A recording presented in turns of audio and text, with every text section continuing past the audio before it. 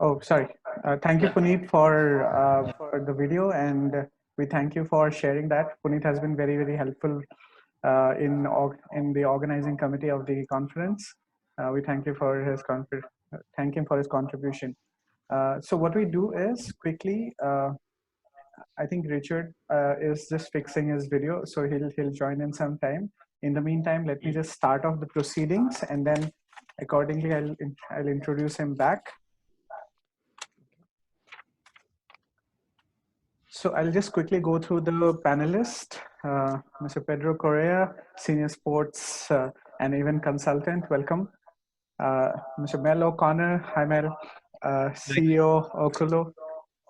Jan, again, we have a our long-standing partner at Sportseed. He is a very experienced event manager. Yograj, again, our long-standing partner. Mr. Siddharth Savlani, welcome Siddharth. He's the Vice President of Global Business at Pro Yoga, as well as he also is part of the IB Cricket, which is a VIA platform. Mr. Luis Greco, hi Luis. He's the Director of Soccer Express. Daniel Wood, co-founder, World Freestyle Football Association. Hi Daniel, welcome. Hey. So I'll introduce Richard as, yeah, okay. So Richard has joined as well. Hi, Richard. Hello. Yeah. So I was just introducing the panelist. Richard has joined us as well, founder Sports Content Strategy Consulting. I welcome all the panelists to this Global Soccer e-conclave. Thank you for your time, and that too on a Sunday. We really appreciate it. And so looking forward to have a great session with you. I'd initially like to start with Yograj. Yograj, I think, since we're talking about entertainment and technology, let's talk about esports. Because I think that is currently the new, I'd say, in-rage topic. So I'd like to hear your views on that. Thank you. I'll probably start sharing this screen.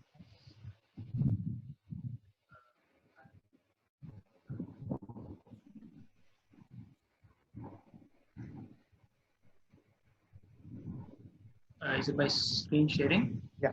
Yep. Yeah. Yeah, I'll just take a small moment to introduce myself.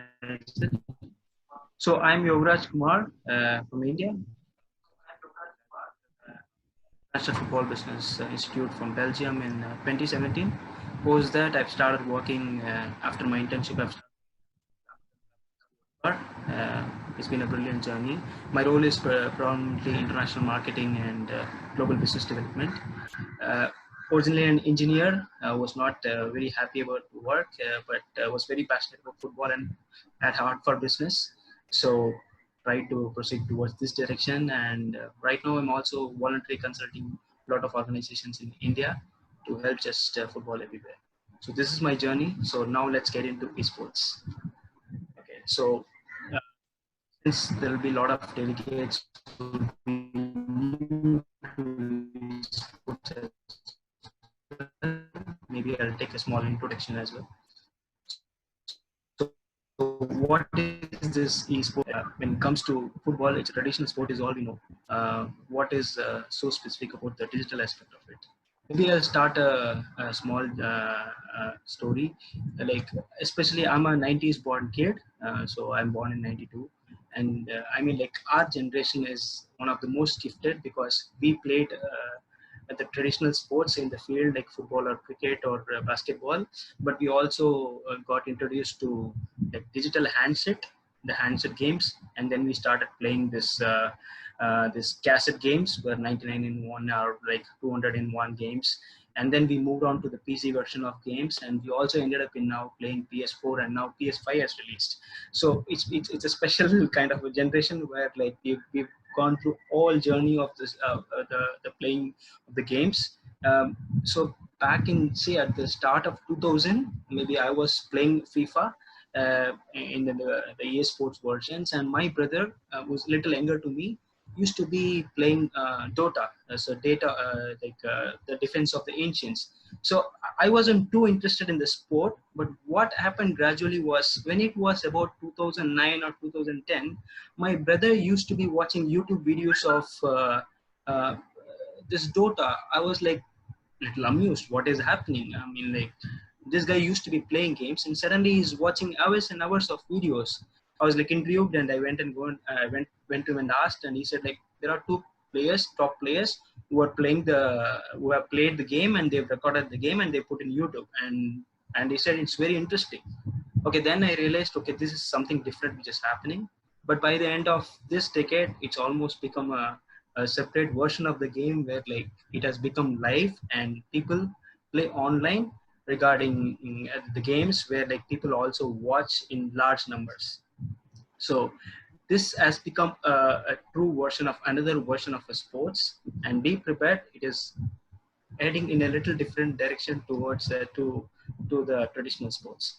Now, what does it bring, and why is it relevant to a football club? So most studies show that like a football fan becomes a fan of a football club at the age of like 7 to 9. But back then for me, like I watched many other sports as well, but football, I didn't have many distractions. I really liked it. I followed it. But if you consider the present generation Z or the millennials, they're exposed to a lot of distractions. I wouldn't say distraction, it is distraction when you consider that it is our favorite sport, but they are into this whole entertainment package where they have TikToks, they have a lot of social media entertainment and all that.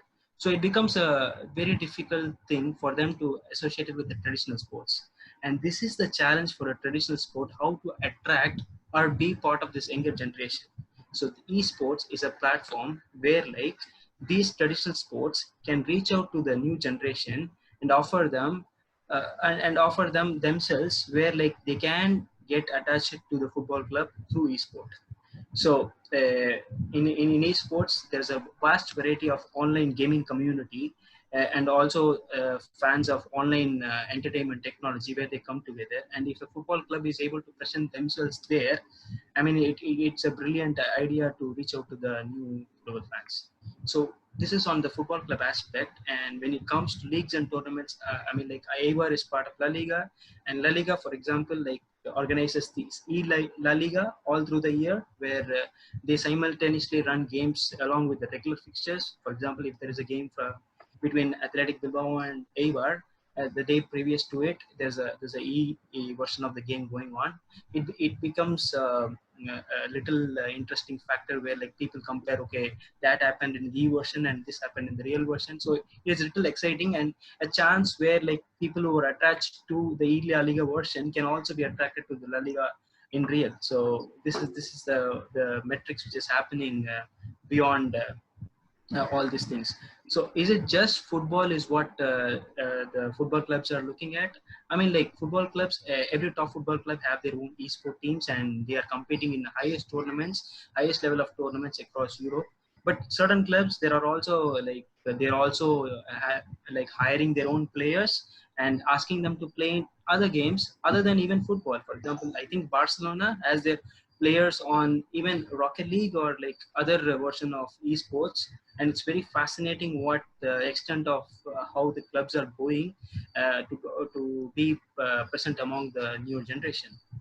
Yeah.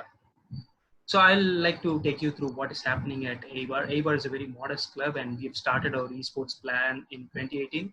So the left side of the screen, you can see my colleagues who are organizing this tournament. So it was in 2018 where we found a partnership with one of the esports providers or the organizers in Spain. And we conducted a small hosting tournament where like players in and around AIVAR, the Basque country, they came and played a variety of games, Rocket League and FIFA, where like this was the main purpose of this event was to find an esports player or an esports team. So if you look at the logo, I mean, like we have a remodeled version of our logo, especially for esports, to make it more appealing and more fearful in the esports age. And there's a other picture which I put with a kid. It's myself there with another kid. And why I've put it is there's also a reason to it. I kept interacting with a lot of kids. Luckily, he knew English as well because I didn't know Spanish. But again, the kid, it was very fascinating to know that he didn't like football at all. But if you look at his jersey, he has the Eibar logo on it. And I was talking to their parent, and his parent is a regular visitor or a regular or a faithful of Eibar, and she comes to the games, and his son is pretty much not interested in Eibar. It's very what it was very demoralizing for her. However, she was very happy to see the kid sporting the Eibar jersey now. Maybe this particular player will be part of the esports whole thing and could be a Eibar fan going forward. This is the whole point of getting into esports for a club like Eibar. Okay. So what does it give an opportunity? What does esports present to Eibar? So I mean, like, we can compete with local teams. If you look at the poster there, like, it is an opportunity where we can also present our partner brands, give them visibility and all that. And if you look at the picture right down in the corner, it is one of our partnerships with a Japanese club. It's a very famous club, Tokyo Verdy, and they are in the second division. However, the women's team is in the first division. We do have a Japanese player, so we thought it would be very interesting to connect to a Japanese club. Why? Because it is an intersection where the Japanese fans could know about Eibar, and in return, Eibar fans could know about Tokyo Verdy. So it's a congress where, like, a lot of things are happening. And since we also have a Japanese player, Japanese market was very interesting. So there's every possibility that a Verdi fan, Tokyo Verdy fan, could become an Eibar fan, or an Eibar fan could become a Tokyo Verdy fan. So it's a numerous possibilities. So the hot topic is monetization. How do you actually monetize with help of esports? So if you look at the market by a particular agency, news agency called Newzoo, it was about 165 million in 2018. I mean, number of people playing as well as watching the sport. I mean, like, this is not only in football, but even competitions. So it is expected to grow by so much numbers by 2021. It's really fascinating, the number of eyeballs and people who will be part of the sport. So uh, people see it's a market where it could even surpass the traditional games. I mean, like, going forward, they say that the number of people who will be involved in the sport, and with so much consistency, it could even surpass the revenues and the business of the traditional sports. It's very fascinating. So who are the stakeholders? Teams like Eibar, for example, leagues like La Liga, broadcasters or online streaming companies, as well as video game publishers like FIFA and PES, Rocket Leagues or whatever. If you look at even during lockdown, you could see that FIFA, PES, and they've been releasing the trial versions just make sure that they're reaching out to a lot of communities during this phase, that they could capitalize on all this. And what are the revenue avenues? Just like a traditional sport has, it has a scope for advertising, sponsorships, merchandise, ticket sales, whatsoever. I mean, streaming rights and media rights. It could be very interesting what is happening in this space going forward. So now I talked about the monetization in general, but I would like to also, like, explain to you about what a good successful esports tournament could be. So I mean, like, I'm also consulting one another organization called Sports and Life. They are the representatives of Andres Iniesta. They also represent Junior Firpo and Brahim, the players of Barcelona and Real Madrid right now. So they in Andres Iniesta is an ambassador of Rakuten. It's also due to the Barcelona connections. So they this particular agency conducted the tournament for Rakuten. I mean, like, they started with tournament where, like, it could attract huge people, and you can see in the sidelines, like, what are the numbers it has made over this period of time. And it's really fascinating how from a brand's perspective, esports could be a big thing. Like, uh, maybe I'll take you through the phases. So first phase is like, sorry, maybe the first phase is like they introduce the brand to the people with the help of influencers, where there are a lot of influencers working for the brand. They talk about that there is a tournament called the Rakuten Cup which is happening, and so many teams are participating. Then what happens is, like, they conduct local level tournaments where, like, other people can be part of this these tournaments, and in phase 2 they combine the teams with along with the Rakuten properties and try to create a huge engagement happening even in the next level. And in the third phase, it is pure activation of the brand, where like they make sure that Rakuten is a brand which is known to all the people involved in the Rakuten Cup. I mean, like, it is really fascinating if you see a pure brand could be making so much of a noise and visibility through esports. What it could mean if people come together and project a football club. I mean, like, it is the options are endless. So that is where I'm coming to the conclusion of this. Like, it's not my conclusion alone, it is what experts all along the esports also talk about. Monetization is definitely a work in progress, where like it largely on how the stakeholders are coming together. I mean, like, there are really good level, high level tournaments which are happening in the world. But again, I'm pretty sure if the professionalization aspect is taken towards other levels of the games, in even in lower levels, even in football clubs or football organizations levels, it could be massive for everybody involved. What's the future? I mean, like, somebody who is like very traditionally connected to traditional sports, it is not a great news, maybe because we are used to going to the stadium and watching the football there. Maybe we might be prepared to see that we should be where like the new community is going to start supporting a team from far off and not even go to the stadium. So it's fascinating, as well as it is something which we may not be able to avoid. So this is on my views on esports, and opening the floor to the questions. And if somebody wants to write to me or like be in touch with me, feel free to connect with me in various platforms. Thank you. Thank you. Thank you, Yograj, for that. Thank you, Mohammed. We'll come back with some questions. Sure. Quickly moving on, I'd like to bring in Richard here, based on, I mean, Richard, everywhere what we see now is people talking about digitalization, and how it can rake in revenue, because for people to survive, that is the main thing. I mean, rate of revenue has to be there. So ultimately, how do you think in this process digital strategies can work out? What is your view in this? In terms of the particular crisis at the moment, or generally? In the moment, and keeping in turn, I mean, a lot of things obviously will probably change forever. I mean, I'm not saying everything. That's out of the question. But a lot of things are going to people are going to take this more seriously in terms of thinking, okay, let's have a plan in place. What if something like this happens again? Now people are going to prepare for that. So keeping these things in mind, how can we think about digital revenues? Yeah, I mean, for me, the basis of this, and what I talked about in my presentation, is dragging it back to sort of the base level, which is, what does sport mean?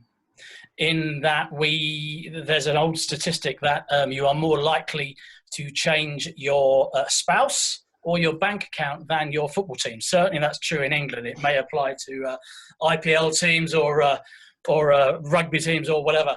And I'll say that very quietly because my wife is in the next room. However, it is certainly true that aspect of meaning and identity is something that is crucial to sports fandom.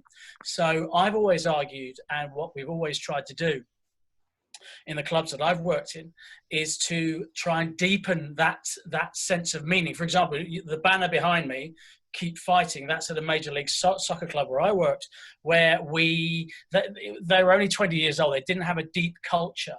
So the fans the club was kind of blue collar, working class, fighting. They didn't have the stars of the LA Galaxy, for example. We were called the Colorado Rapids. So deepening that culture, developing meaning and identity were always important. But over history, over the sort of 150 years of, for example, English Premier League, and well, not the Premier League's only been going since 90 odd, since 92, but the the development of English football has been so based on geography, meaning, identity, a certain amount of masculinity as well, that it means that my dad was an Arsenal fan, his dad was an Arsenal fan, I'm an Arsenal fan. And it doesn't matter what Tottenham do in terms of, I don't like to use the T word, but it doesn't matter what this other team does in terms of winning trophies, in terms of social media, in terms of marketing. I'm not going to give them any money because I don't support them. So my concept has always been about deepening meaning, identity. Who are you? What do you do? What's the essence of you? And that link, if that link is strong enough, it's going to last over a pandemic, over the team not doing very well, over any crisis that comes up, which is why, for example, we've now got a situation with German clubs, and I think it's going to be extended out to English clubs as well, where someone is going to pay £25 or 30 euros or whatever it is, not to attend the game, but have a cardboard cutout of themselves attending the game, right? Because it's so meaningful that they'll pay to have a picture of themselves at the game. Now that's real meaning, isn't it? You don't get major supermarkets, Walmart or whatever, having that sort of customer loyalty. So that is the nub of sport. That's what makes it the ultimate passion brand. And diving deep into that and strengthening that link, for me, has always been fundamental. But we can't rely on those historic links in the way that we used to. And so we've got to use digital, we've got to use narrative, we've got to use storytelling, we've got to use social media to link with the young people now, of course, who have so many other entertainment options. Yeah, I mean, true, Richard. So what I'd like to do is, like, if it's okay with all the speakers, we'd like to run through the topics quickly so that we can have more time for Q&A. Would that be okay to all? Yeah. Okay. Thank you. No problem. So moving on to Pedro. So what do you think would be a kind of change in promotions? I mean, promoting events after COVID operational readiness. So I mean, what do you feel will happen in that? Well, first of all, listen, some leagues have restarted already the matches. Okay, I think that we will slowly start to have, let's say, public. Okay, it will not be something immediate, but slowly we'll start to have this. There will be issues, concerns about security, the organized fun groups, all of these kind of things, keeping the distance. We have seen during the crisis, we have seen several innovative ideas, okay? In terms of engagement, we already spoke of some of them here. Esports, which has, let's say, moved forward. It was already strong, but this was another boost to it. And one of the things that I was going to speak today, so about operational readiness, I'm working with a few clubs on how to, simulate some situations that can happen, either normal or contingency. And this is an opportunity, with the forecast that we'll start having public, this is an opportunity to, test your new standard operating procedures, according to the health protocols. Test the communication lines, not only within the clubs, but also with the organized fun groups, okay? Because this will be very important. It's very easy to go back if something goes wrong. So everybody needs to have some degree of responsibility. Do you have a PPT as well, which you want to show? Yes. You asked me the question. So No. I mean, yeah. So I think, yeah. I'll go to the PPT then. Yeah, please.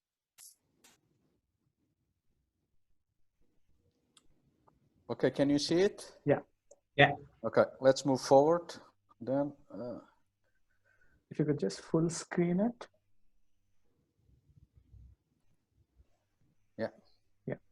Thank you. So I was talking, let me go a little bit back. I was talking, let's talk about the fun engagement ecosystem. We already spoke about a few things. So we have the brand, which, let's say, fans are part of the brand. We have in-match, we have out of match, we have a certain degree of corporate social responsibility. We have obviously the digital transformation that we talked also a bit. We have the esports, we have the mega sport events with sometimes driving some things, and we have obviously social media as a way of generating new content, sharing it, creating let's say a vibe on it. And this is obviously influenced by the geographical coverage, cultural context, the fan base, the fandom level, obviously the financial resources, and very importantly about the creativity of the people. If I go to this model, what are we seeing during the pandemic? So basically, by Fowler and Wilson, let's say a 360 fan engagement model in which we see when we engage fans and where we engage fans. Dimension one, so hosting fans on non-match day has basically shut down. You don't see any more visits to the stadium, museums, these kind of things. This has basically stopped. Dimension two, so connecting fans on non-match days off-site. Yes, this has been widely explored, and I will share in a moment a few examples. Dimension three, so basically enhance the life experience. Well, as I was answering the question in the beginning, it will take some time to start, but it's definitely coming. Then bring fans closer to the live action. We have seen very innovative ideas, a lot of research, a lot of activities taking place, and I will also give a few examples. So what has been happening during this time? Different clubs, what kind of things are they doing? They are obviously showing legendary and historical matches, creating some opportunity to relive some of these moments. Inspirational stories by sporting influencers, okay, in the different social media channels. Engagement with players, OTT platforms, ex-players, current players, talking about their career, talking about some particular matches, talking about what they are experiencing nowadays. Several clubs have taken the opportunity to move to virtual tours, okay? Again, stadium, museums, whatever.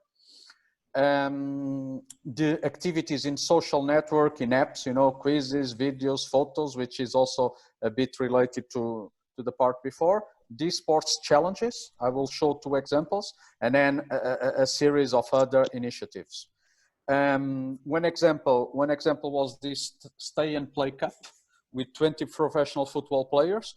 What was interesting was that it was also linked with corporate social responsibility. So EA donated $1 million to the coronavirus relief fund, and allowed also the viewers. On average, there were around 68,000 viewers, okay, for each of the matches.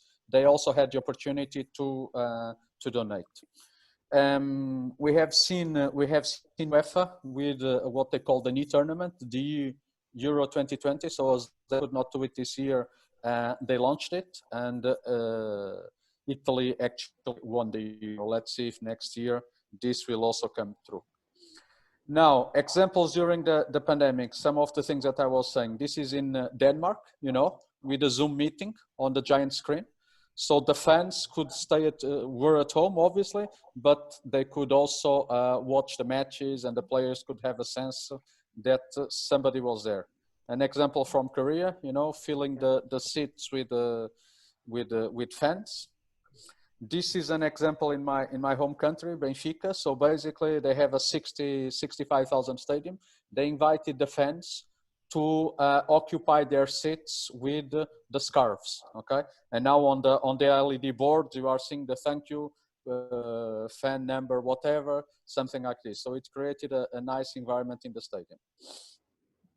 Other examples in Japan, they were developing an app that could be linked to the existing sound systems, or ones that were implemented just for this purpose, in which the fans could cheer, they could boo, they could clap hands, whatever, to bring a little bit the environment back to the stadiums.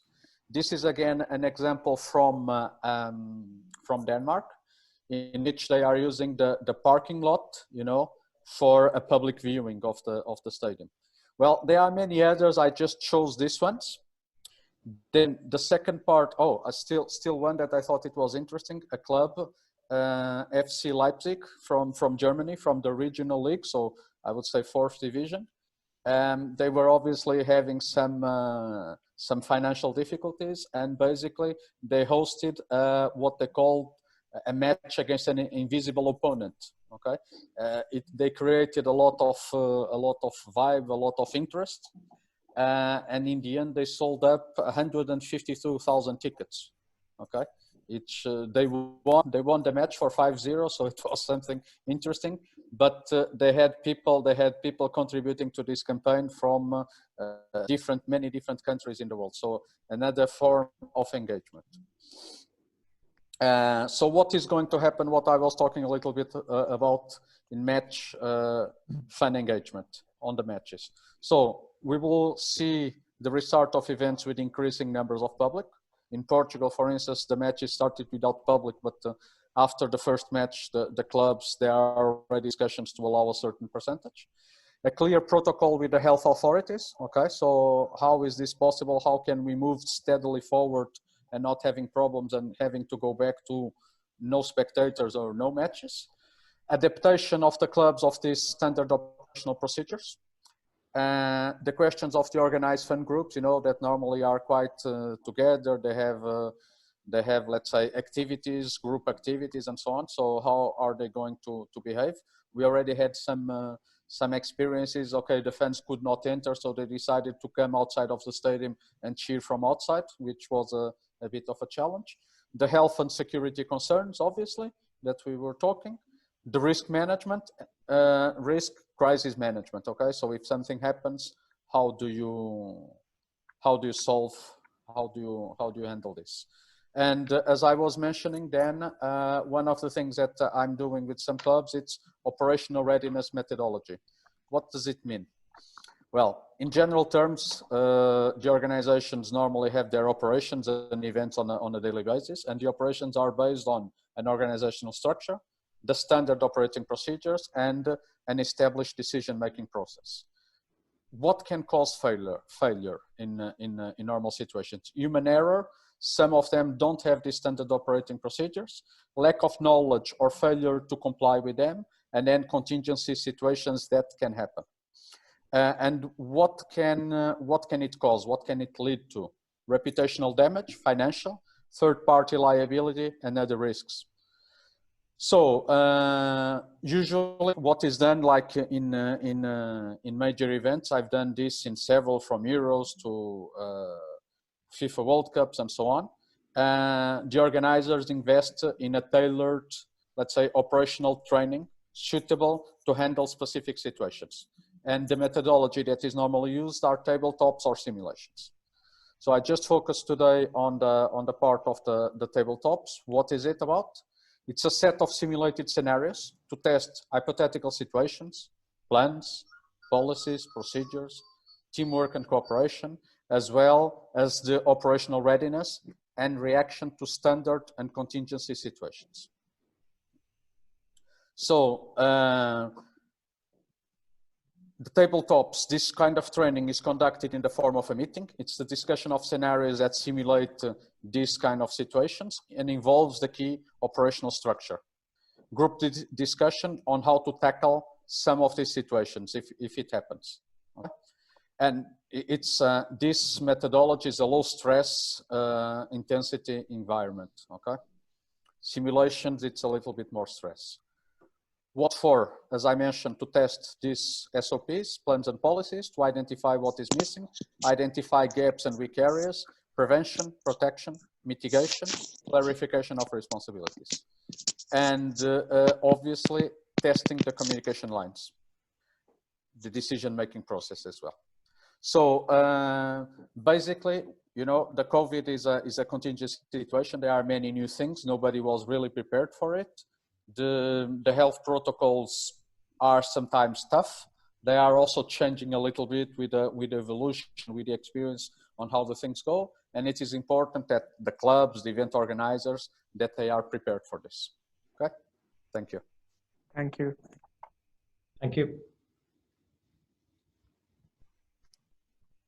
Okay, quickly moving on. Richard, I think we have to we'll quickly go to your presentation and then we'll move on to the rest. Yeah. Okay. Let me just. Is that playing for you? Is that full screen? No. Hang on.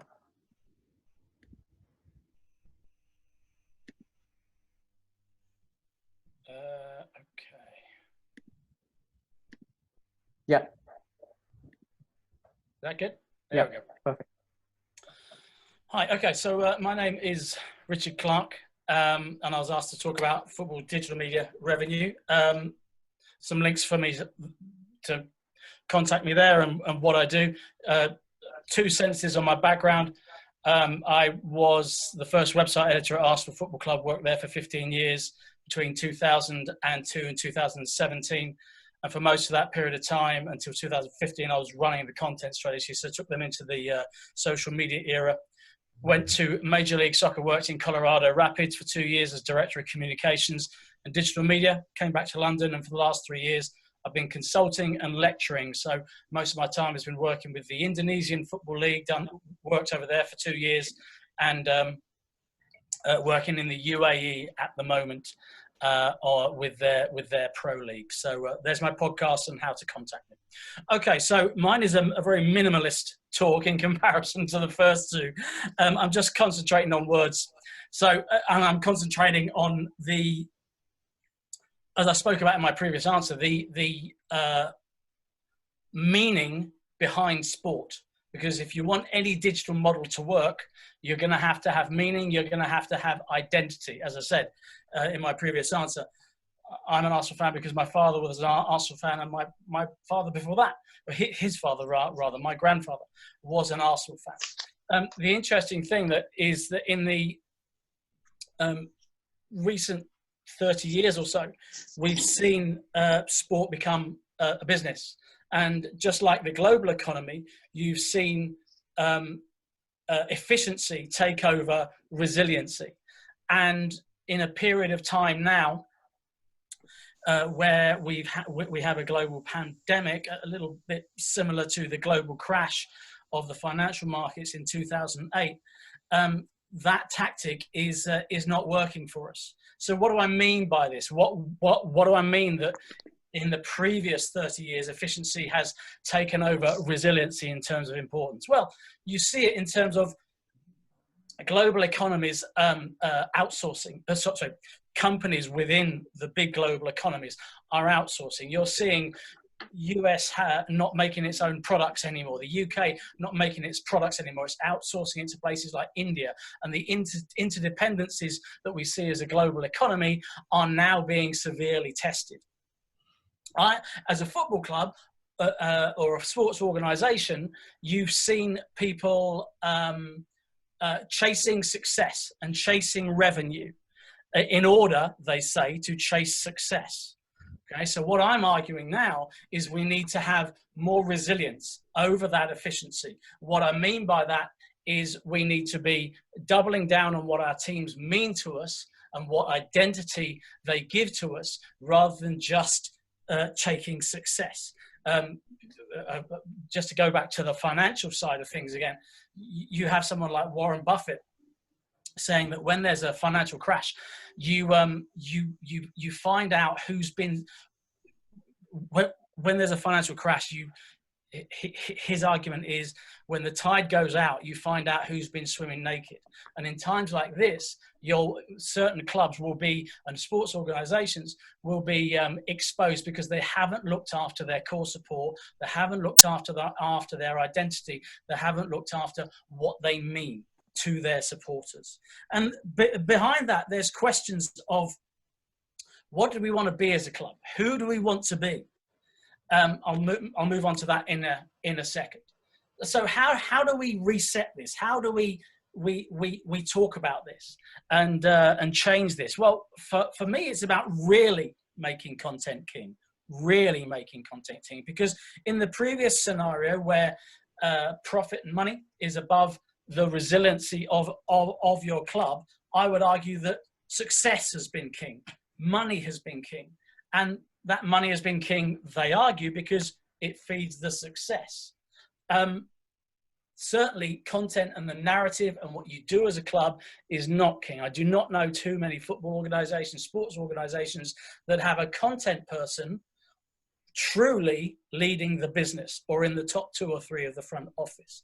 Lots of commercial people, lots of legal people, lots of financial people. Very, very rarely is does the communication person go up to lead the sports organization, and very, very rarely is the content person involved in decisions. And yet we are constantly told that content is king. I went to see a talk a couple of years ago where the CEO of a rugby club in England turns around and says, well, content is king. Content is king. Content is the most important thing to us. And I sat there and thought, well, this particular club had just signed a player who was a bit of a flaky player, but he was on the back pages of the newspapers a lot, sometimes for his rugby, sometimes for his activities outside the rugby pitch. And this CEO just signed him. And my argument was, well, if you don't sign that one player who would be on a big salary, you could have the best content team, not only in British rugby, but probably in world rugby. Yes, you'd lose a little bit on the pitch, but that could be replaced. But your content would be, and your storytelling and your narrative would be better than anybody else. And yet he was sitting there and saying, content is king. Content and communications, effective communications, will be how you re-educate your fans, tell a story to your fans, and affect the way they think about their club. And if you affect the way they think about their club and what they feel about their club, that is the best financial and monetary strategy that you have, digital or non-digital. And as I say, I'm answering this question in a more broad sense. The other thing to think about is social value. And it's one of the issues, one of the potential positive issues that has come out of this particular pandemic is suddenly we are thinking in the UK, we're thinking about the NHS a lot more, and we are thinking about community more, and we are thinking about, well, that neighbour, I haven't spoken to them, do they need any shopping? That emotion kind of has filled the country. It's dissipating a little bit now, but it's generally a good thing that we are thinking of being more neighbourly, and we are thinking of being more communal. And the strength of a football club is there are 91 out of the 92 football clubs in England that represent an area. The only one that doesn't is Arsenal Football Club, funnily enough. But everything else is Manchester United, is Liverpool, is Aston Villa. These are all areas in which that team plays. So they are based on community, and all of them have, or I think all of them will have community schemes.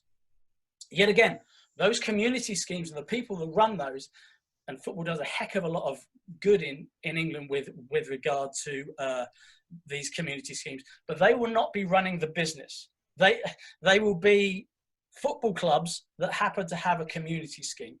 What I'm saying is, wouldn't it be interesting if there was a community scheme that happened to have a high-level football club?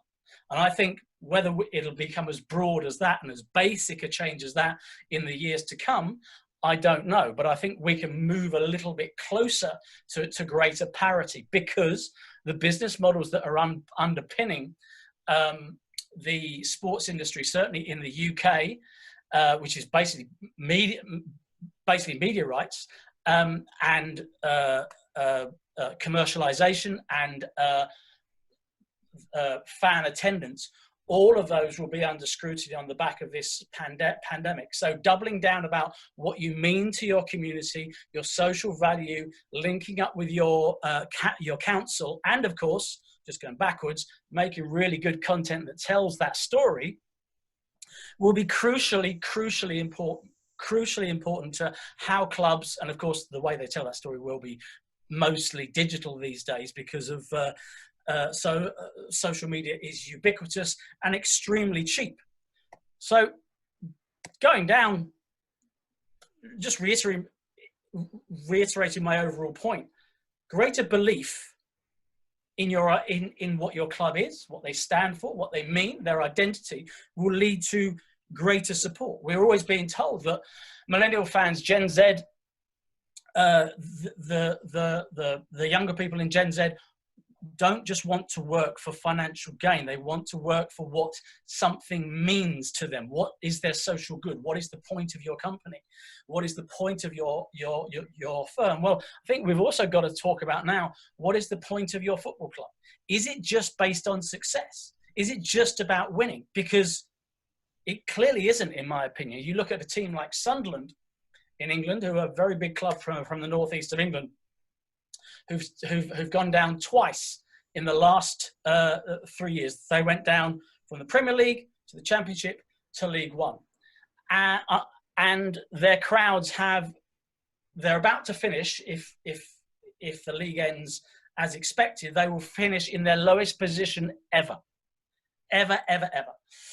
Sunderland is a very traditional area, an area that had a shipbuilding industry in the 90s, 1920s and 30s, heavy industry, and the club's badge used to have a ship actually on the badge itself. That's changed, and even though they've gone down 2 years in a row and have finished the worst position that they've ever finished in their history, their crowds have gone down from, say, 100% in capacity in the Premier League to 60 or 70% of that in League One.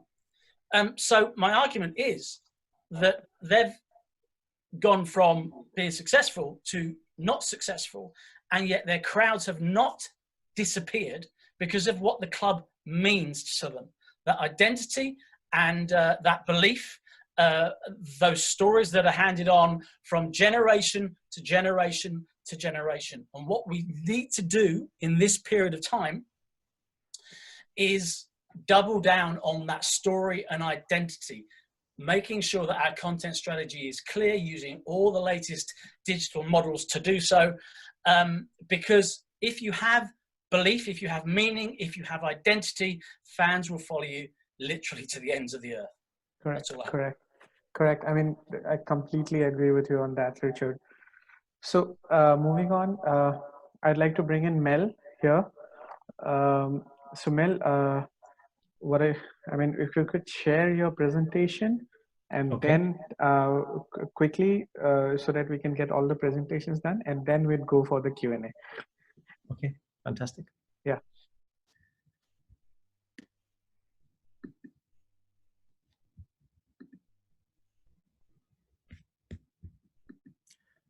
Okay, can everybody see that?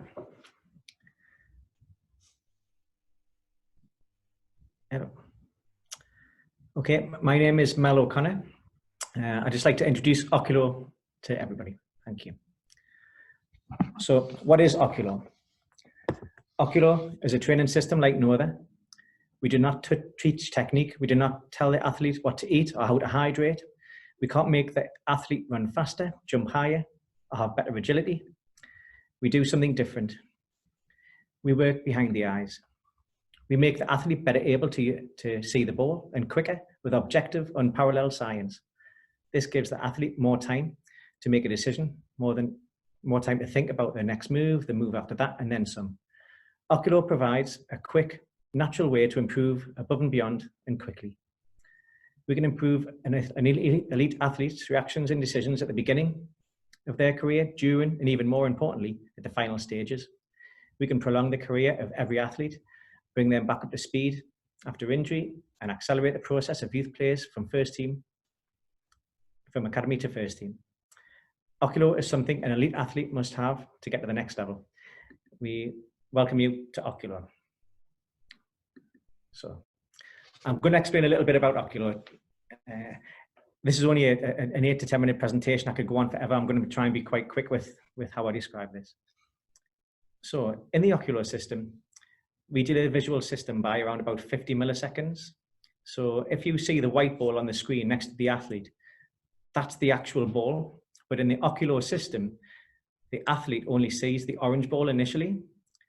So by the time they react to the orange one, the white ball's already past them. So what the visual system does in this special light level, the visual system adapts and it is almost forced to improve by 50 milliseconds. So when you improve, which will happen on the very first session, we deliver 15 balls. In that first lot of 15 balls, the player will eventually make contact with the ball. When they do, the visual system is 50 milliseconds faster. So when they go into normal match day conditions, they're 50 milliseconds faster in normal light. So how does that work? Very simply, in the eyes, you have photoreceptors, you have rods and cones. Rods are for lower light levels and cones are for bright light that operate in color. We use somewhere in between. So it's a little sweet spot just in between the rods and cones, and that broadens the pathways, takes the information down to the visual cortex down to the muscles. So this happens 50 milliseconds faster. So if you're an elite athlete going into a match day, if you know that you're going to save a ball, or you've got more time to save it, you've got a better decision.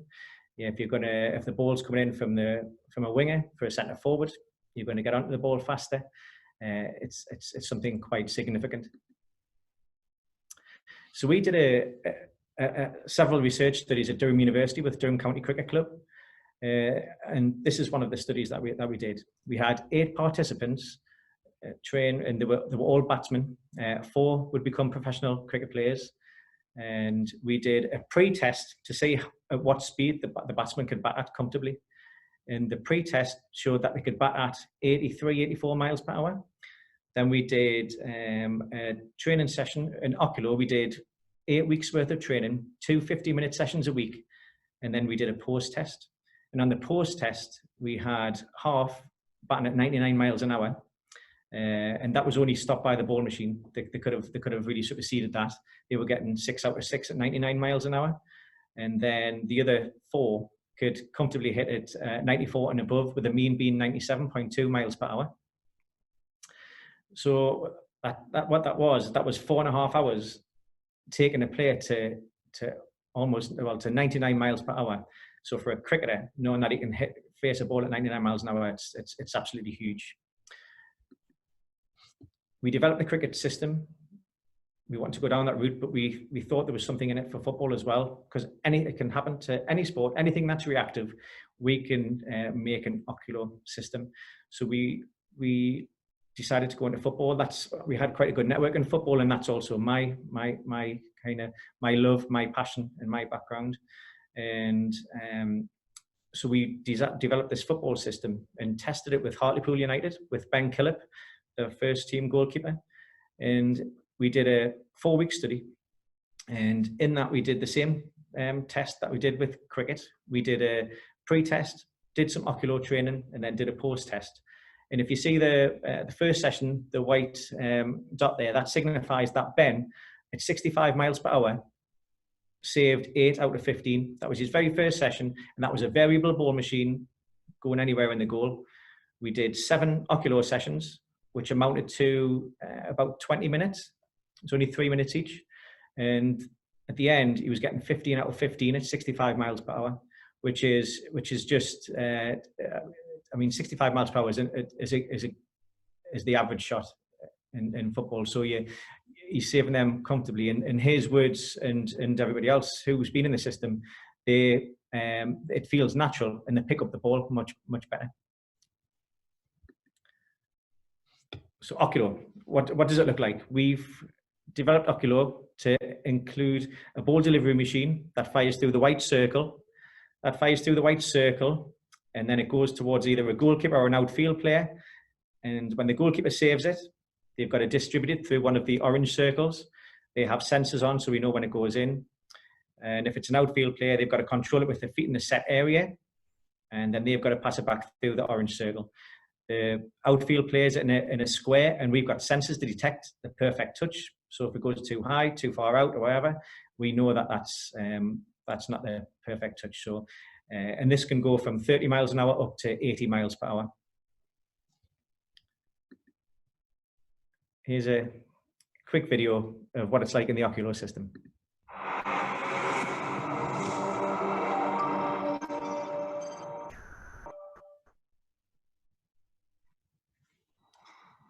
So this is Ben Killip, and this is at 60 miles per hour.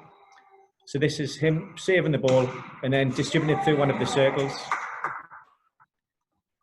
Again, that was at 65 miles per hour. Straight through. It's harder than it looks, I have to say. And again, that's the distribution. And this is Lee Robinson. Lee Robinson used to play for Glasgow Rangers. He was the first team goalkeeper there. Oculo isn't just about the ball machine and how it fires out. Oculo is an environment.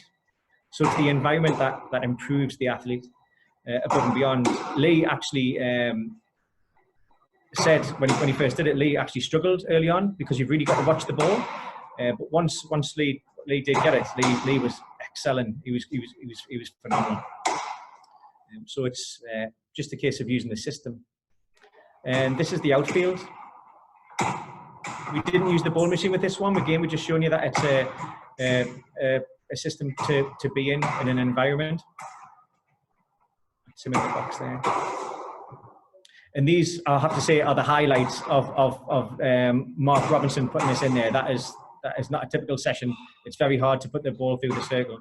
It's designed for elite athletes.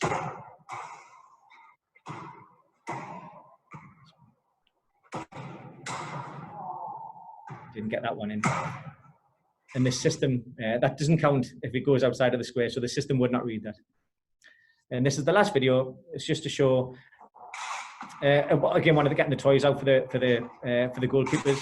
And this highlights, we see a lot of people doing this on we've been watching on social media, doing the bounce ball and catching it. That's all well and good.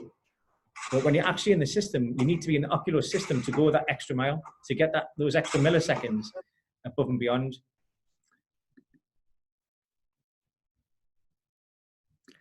So to power the system, we've built this software. We've made it really easy. We call ourselves Oculo, and the tagline is Excel Together. It's designed for the coaches and the players to be really simple. So when you go into a system, you walk in the door, you'll select a player, or you can add a new player. You pick what position he is, outfielder or goalkeeper, left or right footed. And then you pick a training regimen.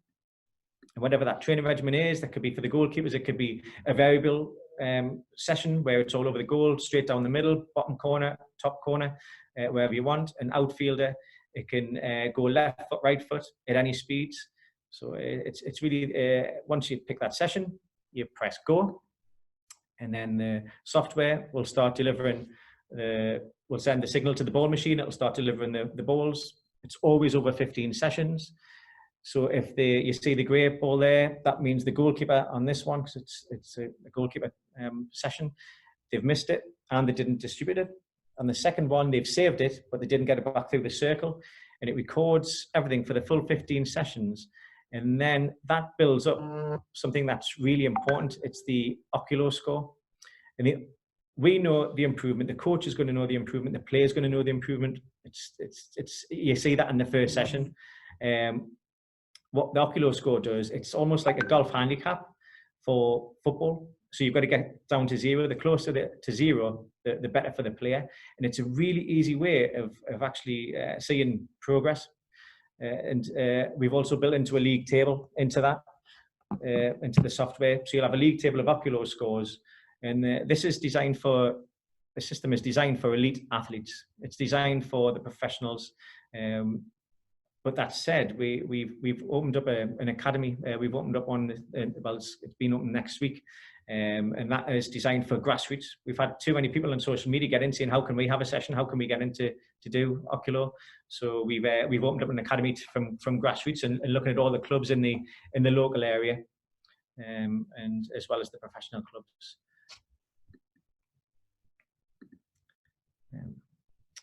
So the Oculo score, we'll be pitching on social media a lot. We want to hold competitions every month. We want to see professional football players highlight their Oculo score. And when the professional football players highlight the Oculo score, we'll have the grassroots with their Oculo score. So if they can't play the professional game, at least they can try and compete with the professional athlete and see if they can match their score and see if they can get down to 0. Thank you. I hope that explains a little bit about Oculo. Appreciate that. Yeah, thank you for the beautiful insight into Oculo. Next is Siddharth. Again, very quickly, similar kind of platform. You guys are already working a lot on cricket. Please, your presentation and. All right. Yeah, I'll just share my screen.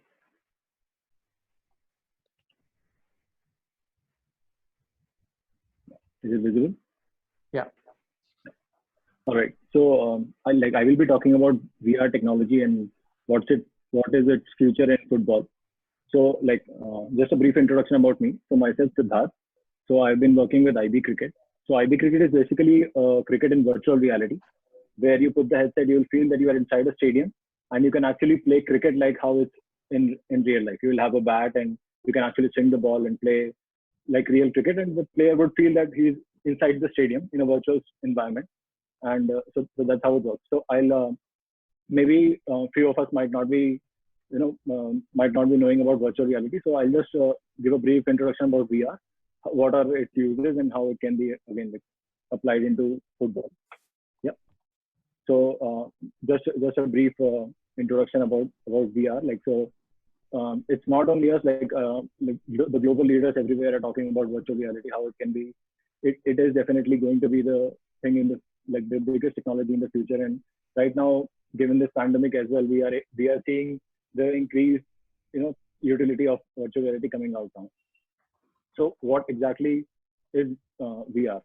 So virtual reality is a technology which helps the user to go into a virtual environment altogether. So I have a VR headset right now with me. So if I wear the headset, I can actually, I will be completely transported into something which is inside the VR headset. So the person who is wearing the headset will completely forget where he's sitting or what he is doing, and whatever is there inside the headset, the person will be able to see that and will be doing various activities. So VR provides us with various things which we can do. And coming to the advantages of it, so it's completely different from the other platforms that we have. Like maybe you are consuming some content on mobile phone or on a laptop or a TV screen. So it's completely different from that, because over here it's a completely immersive experience. It has a higher impact altogether because there is no distraction, nothing is there. And as we all know, it's an innovative thing, and it's obviously enjoyable, and it enables us to create various simulations. We can recreate scenarios like how we were previously discussing about football matches.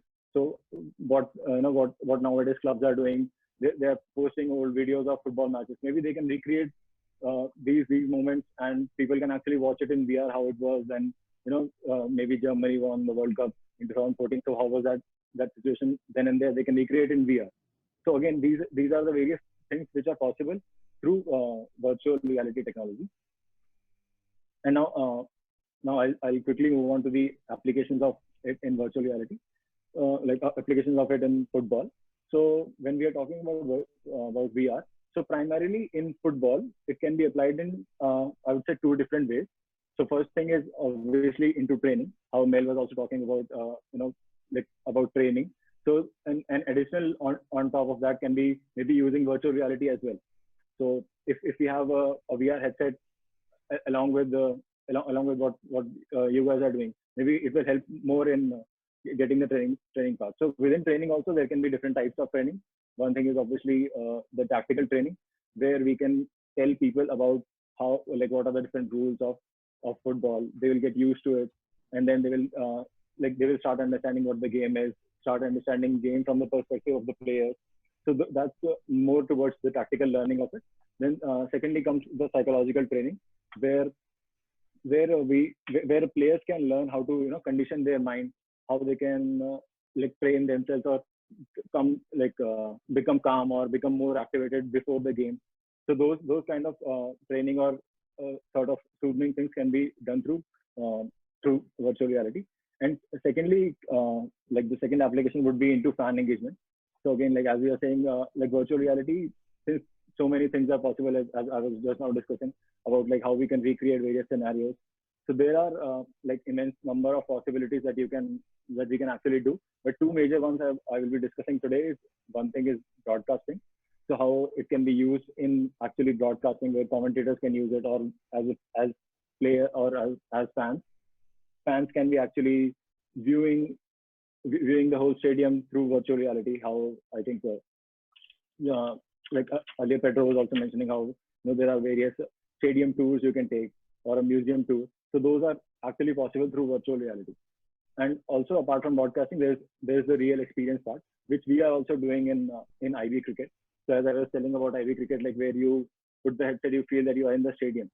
So that sort of an experience is like the real cricket experience, or like the closest we can get to a cricket experience. So similar thing can also be there in a football, where you put the headset, you will feel that you are the person who is actually playing football, and then you can and then the fan can actually experience how it is, and effectively it makes the fan more attached, more as how Richard was mentioning, more invested into the sport.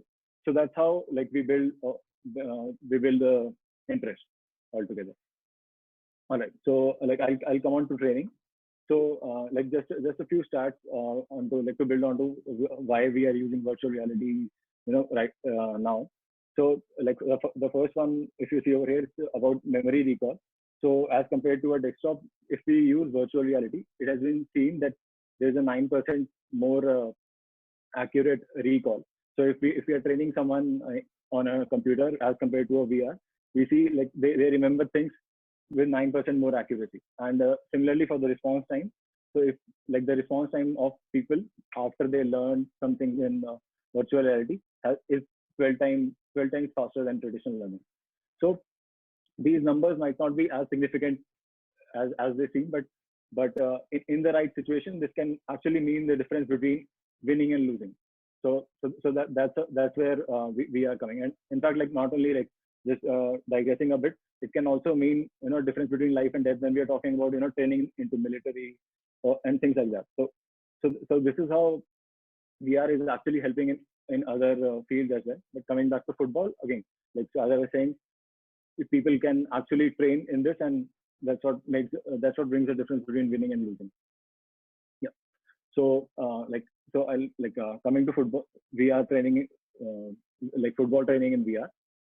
So as you can see over here, like so a person can be wearing a VR headset, then there can be sensors attached to various places. So this will automatically help in understanding how the player is moving, how is he performing, and obviously there will be various simulations can be run in order to understand the whole like how the performance is on a whole.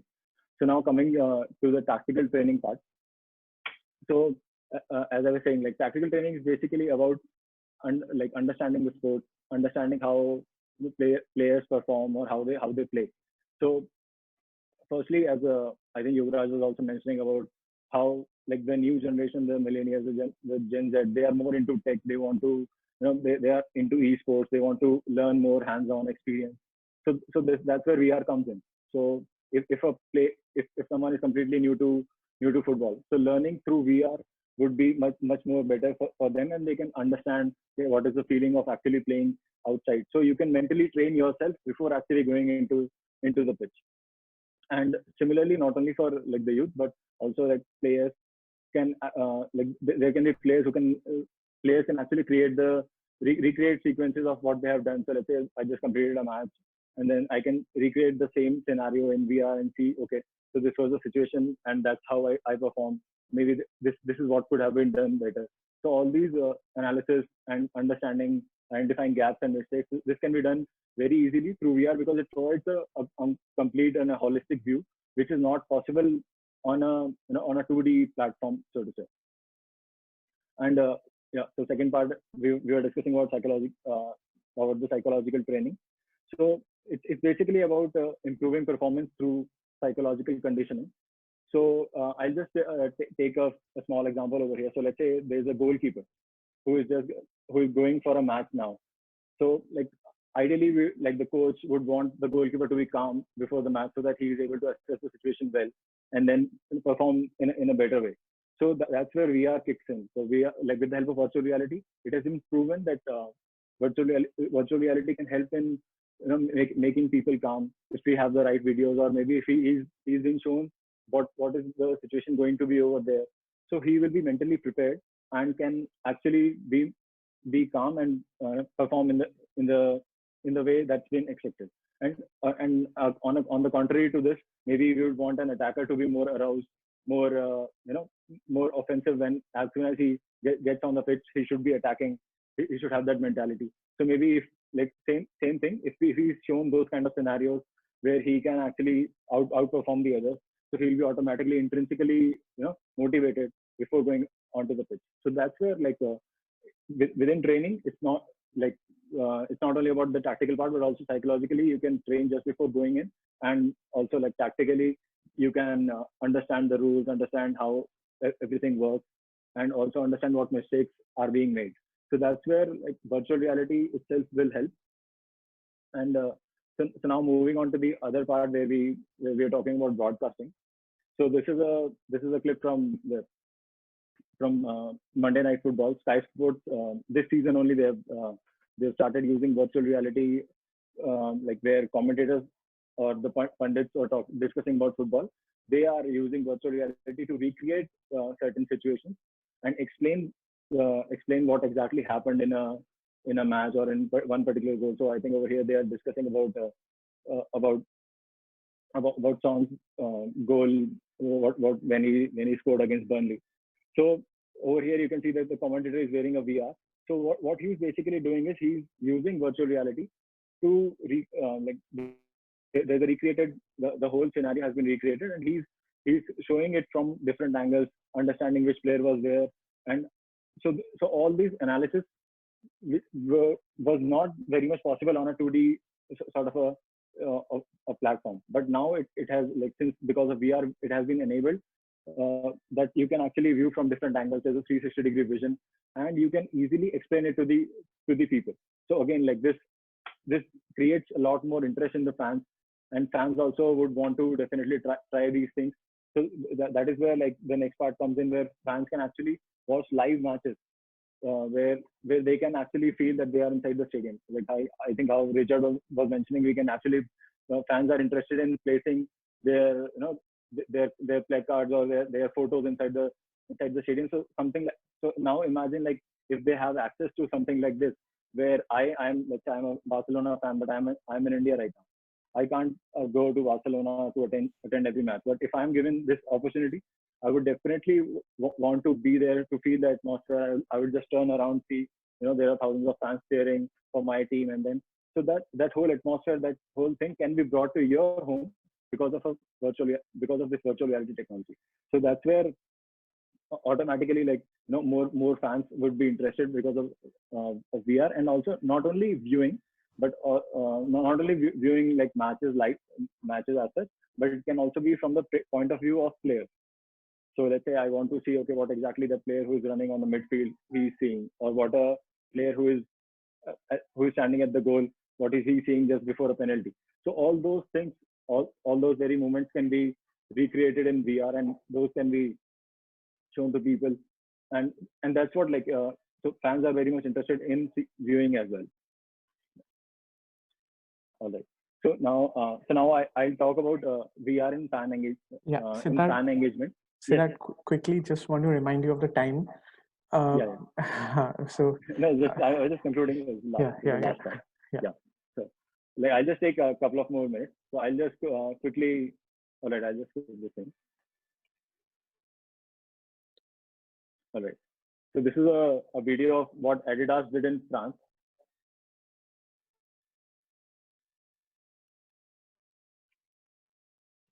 So they have I'll just explain quickly. So basically, they have recreated football experience inside their one of their flagship stores in France. So when the players will put the headset, they feel actually that they are inside the dressing room, and you can see like this is Zidane talking to them. So it gives like that rush to the fans, and then and then they actually go out into the stadium, and the way they kick the real ball, those same thing, it's being developed inside VR, so they can actually play various shots and see the same how it is being run in VR. So it gives a really good experience, and it gives brands also to a platform to stand out and present themselves differently. So that's where so that's where fan engagement comes in. So not only not only for the fans but also for the brands. So for fans, as we already discussed, like it helps in building the culture of the sport, so we can get more and more fans on board. People who are not acquainted to any sport, they can easily be explained about this sport with the help of a game. And what better than a game which is in virtual reality, which is completely immersive, where you can where fans can actually play from the first person, where they can get the first person experience. So over here we are not talking about, let's say, just taking a comparison between, let's say, FIFA, where I'm playing FIFA, so I'm playing as a player who is there, or I may select some team or a manager. But when I'm inside virtual reality, I'm the first person who is playing. So I'm representing myself. I'm understanding what a player has to go through, what it is exactly to play. Might not be like exactly the same, but yeah. So now, like, since it has a lot of interest for fans, automatically we are also talking about brands now. So because there are more and more fans will be interested, there will be definitely brands who are looking to invest, looking to sponsor. There can be various tournaments that we can do, and obviously, since this is an immersive experience, value for advertising is more. And just a couple of quick stats. So it has been seen that the engagement is 10 times more than any other platform on VR. And once we have branding as well, so let's say in this game we'll have various branding of any brand or any company. So the brand recall is also 5 times more. And in fact, this is what we have also observed. So yeah, if you would give me this one. So basically, I've just taken an example of IB cricket, where we are like what we have done and what we have seen. So this is just a small video of what we did. During the last Indian Premier League. So we partnered with with 5 IPL teams, and then yeah. So over here you can see like fans are getting an experience of what it is to play inside the stadium, and they can also play. They can also see the players, the international players who are there, so they can actually play against their favorite team. So in football, I'm talking about, let's say, you're playing football, and you can actually see a Barcelona or an Arsenal or Manchester United, and you can actually play along with them. So that's how it is, and we have done various activities around it. So I just quickly come to the conclusion. Yeah. So concluding overall, so basically, like as we discussed, like the application part, it's not only in training but also in fan engagement, and engagement is also into like broadcasting, where you can recreate various scenarios and learn and also explain to others. But also we can create certain applications where fans can actually experience the real thing. And the best part of VR, I feel, is that it is not limited to to any age or to any gender. So anyone, irrespective of whether they're old, whether they're very small, they can experience what it is really like to play football or cricket or any sport. So that's what VR enables us to do. All right. Sorry for exceeding the time. Yeah. So Thank you, Siddharth. Right. Yeah, I just. Yeah. So Yograj, I think you have a previous engagement, so he has to go and attend another session at 5:30. We thank you for your time. We look forward to joining you again in the near future on another session.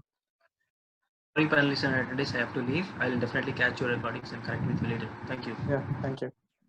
Okay, so I think Daniel, quickly bringing you in. If you could just start with the presentation, and then we can. Yeah. Definitely. Yeah, no problem. Thank you, first of all, Himanshu and your team for the invite. Good to be here. And so I'm going to introduce to you all today some of the work that I'm involved with, which is around freestyle football and street football. Hopefully everyone can see my screen now. Yeah. Okay. So just to kick things off, again, why I'm here and how I'm involved. My background is in sports marketing. I've worked over the last 15 years across agencies in London mainly, brands. I used to work at Adidas and Reebok at their headquarters, charities. I've set up funds for Premiership players and other alike, and the rights holder side of football as well in various capacities. Mostly, I set up the World Federation for Freestyle Football in 2011. And so it's been working with a blend of development through football and how the sport can be used for social impact, through education, where I'm also now teaching in an MBA program in Switzerland, and entertainment, of course. I guess most people here will have seen freestyle in some capacity over the last 10 years especially, and yeah, could see the entertainment value that's in that. So to begin with, I just wanted to define exactly what I mean by these subject areas, because it does get lost in translation, believe it or not, in some ways. First and foremost, freestyle football. So freestyle is an art originally, but now very much a sport as well, hence the creative spark of juggling a ball using all parts of the body to entertain and to outperform opponents. It's a fusion of tricks with the ball, but it's really important here to emphasize the music and the dance and the acrobatics around it as well. Street football, when I mention that, again, this in particular comes in various shapes and forms. Part of the beauty of it actually is it's different in every country. Everyone has a different style of playing in the street. But particularly for us, we're talking about 1 versus 1. 3 versus 3 games, so no goalkeepers involved. It's about flair, it's about creativity, and what we say is the purest way of playing in the street. Jumpers for goalposts, I guess, in England, if anyone's familiar with that classic term. And very important as well, I want to emphasize that it's not a threat to football. I think especially in Western Europe anyway, there's a mentality when you see the flair and the tricks of these crazy juggling acrobats, to say, well, what's the point? This has no place here in our game. You can't do that on a pitch. So what is the point? And actually, it's not about that. It's about looking beyond here to see deeper opportunity for talent development, for engaging in social impact and change, for entertainment, and picking up on a few things that have been said. You know, it's important to emphasize what Generation Z is all about and what they want and what they're looking for. And the reality is they're looking to follow individuals more than collectives and teams at the moment. It's about the individual icons and stars and how you can become something yourself. So just going to go very, very quick step back again to set the context here as to the whys. On a sporting side, we actually trace freestyle right back over 2,000 years to ancient dynasties. This is a picture from Myanmar of a sport called Chin Lone, where it's still played today as a national sport. And I'm certain in India there'll be ball games that we can work with, and I'm sure you'll know more than I at the moment. But as I said, over 2,000 years we've been tracking back to different games. Street football, as I've been talking about, in particular with the word panna. Panna is actually a Dutch Surinamese word for tunnel. So for you and I guess the majority of the population, it's about nutmeg. So it's about placing the ball through the legs of your opponent. And so the Surinamese population that largely came over to the Netherlands in the 50s and 60s, they brought with them their South American styles of playing in the street. And hence that whole era of Edgar Davids and Ruud Gullit and all of those amazing stars that blessed the game of football, they were playing street football and panna at the core. And moving on to today, where there's actually a sport, we have an event circuit, which I'm going to touch upon a bit later on as well, spanning 6 continents. On the football side, the relevance here to the game of football is, I can go back way further, but most prominently, I'm certain that people will have seen many videos of this man, Diego Maradona, certainly through the 80s. This was one, a video, Life is Life, of him warming up before a Napoli game, where, you know, he's doing his own thing. He's juggling with the ball, his touch, his balance is just phenomenal. Well worth watching if you can. I've then picked out Ronaldinho. So in the early 2000s, there was various Nike campaigns, especially called Joga Bonito, where he was one of the stars that really encapsulated audiences and changed the way people saw skills. You know, it wasn't about necessarily doing it on the pitch again, but it was about training in a different way and pushing your body to do things that you previously didn't think you could do. Moving on to the more recent sort of 15 years or so now, where football has become, freestyle has become this entertainment value for the sport, whether it's a halftime show as pictured here, or TV commercials, or in street activations for brands in the game. It's very much pigeonholed as an entertainment value until this point. What does it value? Okay, so I've picked out a few of the key things that we kind of represent as a sport and a movement. This is a street sport, okay? So it's about playing in the street. It's about building values such as respect, such as self-confidence and discipline. When it's just you and a ball, it's amazing how much you learn about yourself. Resilience. 95% of the time, you're going to fail when you begin, even just to juggle the ball. You know, it's not for everyone, but certainly everyone can have a go, and you will fail, but that builds resilience along the way. More related to football here, it builds the core fundamentals. So again, the touch, the balance, the body awareness that comes from touching the ball more. I believe emphatically actually that this is again an under talked about area, because it's been sidelined as an entertainment and not actually a training tool as it could be. It's rural urban neutral. Something very important I think for India is this is not just about playing in cities. This is about reaching out into any district. Anyone can do this anywhere, and actually the more rural the better.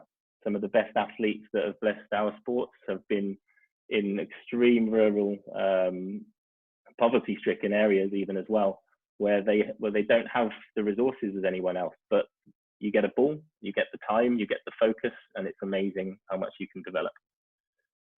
It's also very important to state the gender neutrality of this. This is about boys can play against girls. You know, there's no contact on the stage anyway with the sporting side. But more importantly, it's about creativity. So anyone can have a go and interpret this in their own way. Hope I'm keeping everyone and you can hear me okay. What is street football and freestyle? So what is it all about? What's it offering? It's a family. So this is something that's, when I come on to talk about the development of this, something that's really amazing about this is the peer-to-peer growth.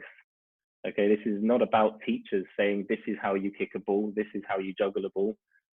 This is about self-discovery, and through the era we're in, we can connect to anyone around the world. You can learn from your peers.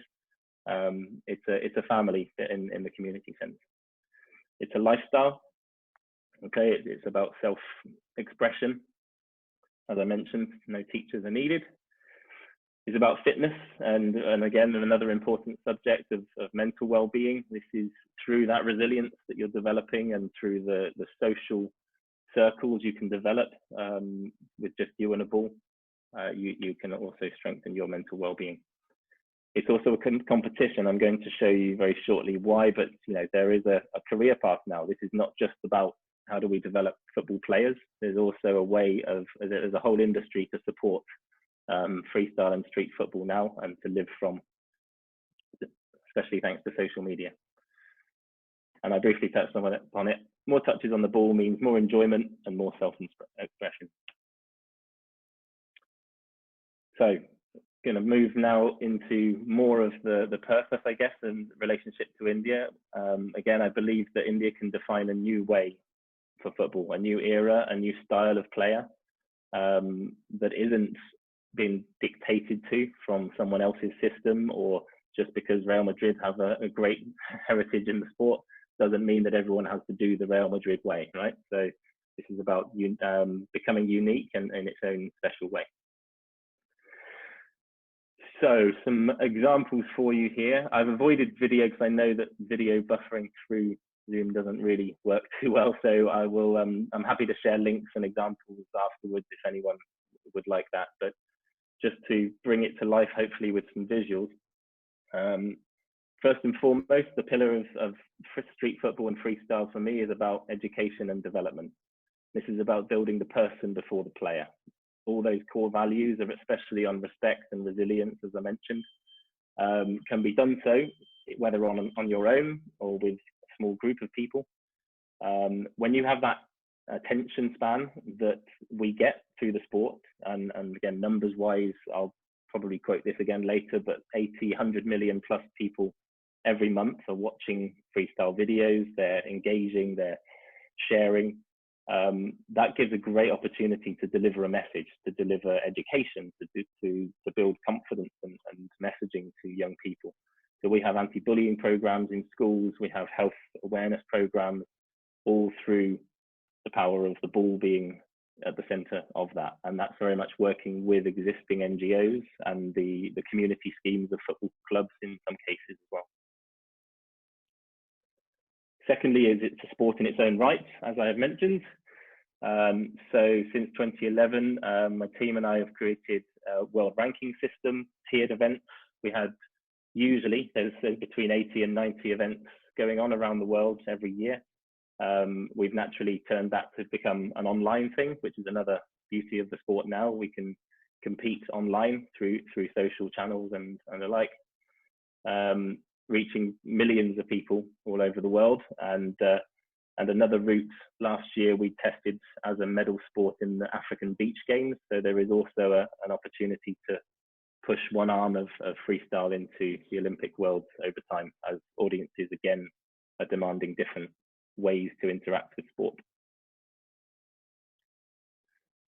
Brand activation and entertainment. So again, on topic to today, I suppose the entertainment value is not to be ignored.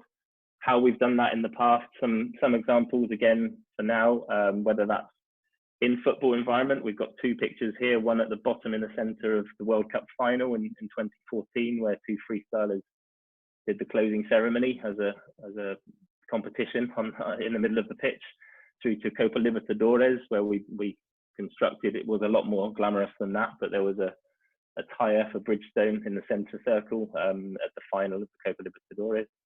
We've got TV shows for Coke Zero, there's ways of relating brand messaging through the ball in some really creative ways, about building confidence, whether you're Head and Shoulders or getting stars and touring the world. So Around the World is the name of one of the most famous tricks. So there's lots of clever ways of linking to brand messaging through the sport. Esports, which has been touched upon already. Again, not claiming to be definitely no expert and not claiming to be as big as esports, but FIFA is probably one of the most played games anyway. FIFA 20 and Volta, FIFA Street series, we created all of that with EA, and so all of those moves, apart from the Vancouver Whitecaps being involved in the creation, it was also all street players and freestylers that were doing the 3D motion capture. And this summer we've got a really exciting new game called Street Power Football launching in August, which is more arcade style, but it's going to bring a whole new experience to online gaming, and for people to connect not only in the virtual space, but then out in the streets to actually play the real game as they can in their own way, in their own environment.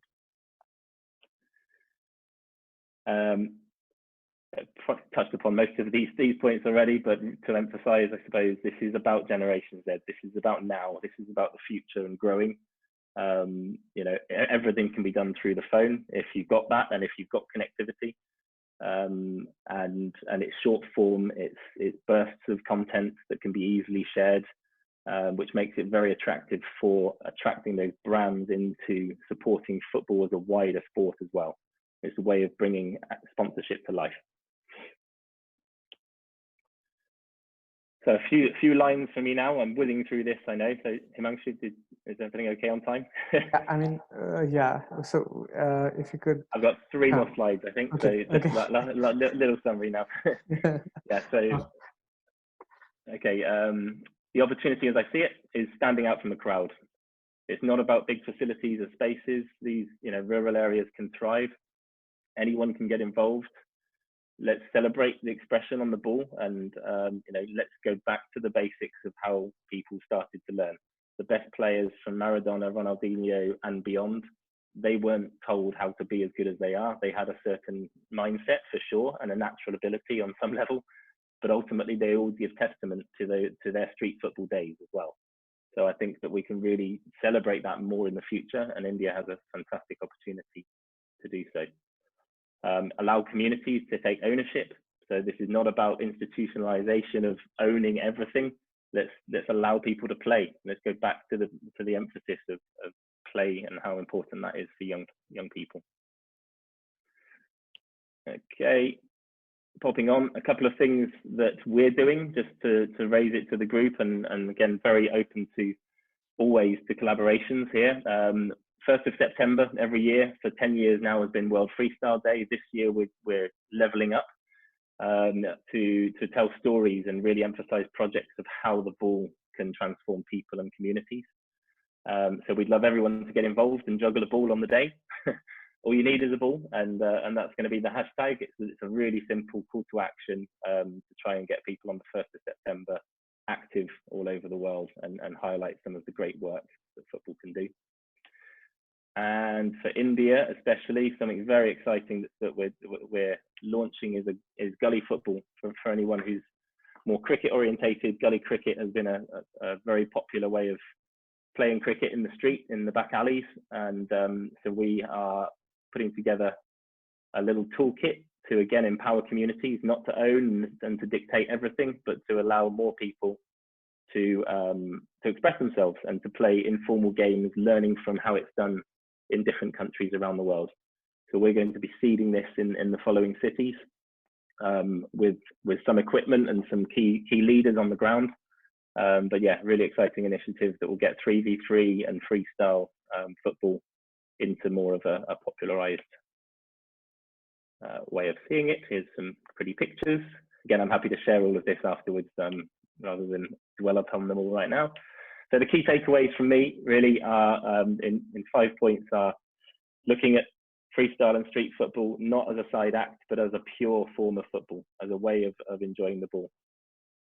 Our network is open. We're very much a collaborative approach to everything. So let's learn together. Wanted to highlight Arish, who's also very easily found in our network. He heads up the community for all of India, and I know, Himanshu, you've been in touch with him already as well in our conversations. As I said, open to all forms, and let's create a powerful football nation in India. This is a long-term approach, but it's about simplicity, and all you need is a ball is a slogan and a saying for a reason. That's me. Thank you very much for your time, and very open to talk to anyone at any point.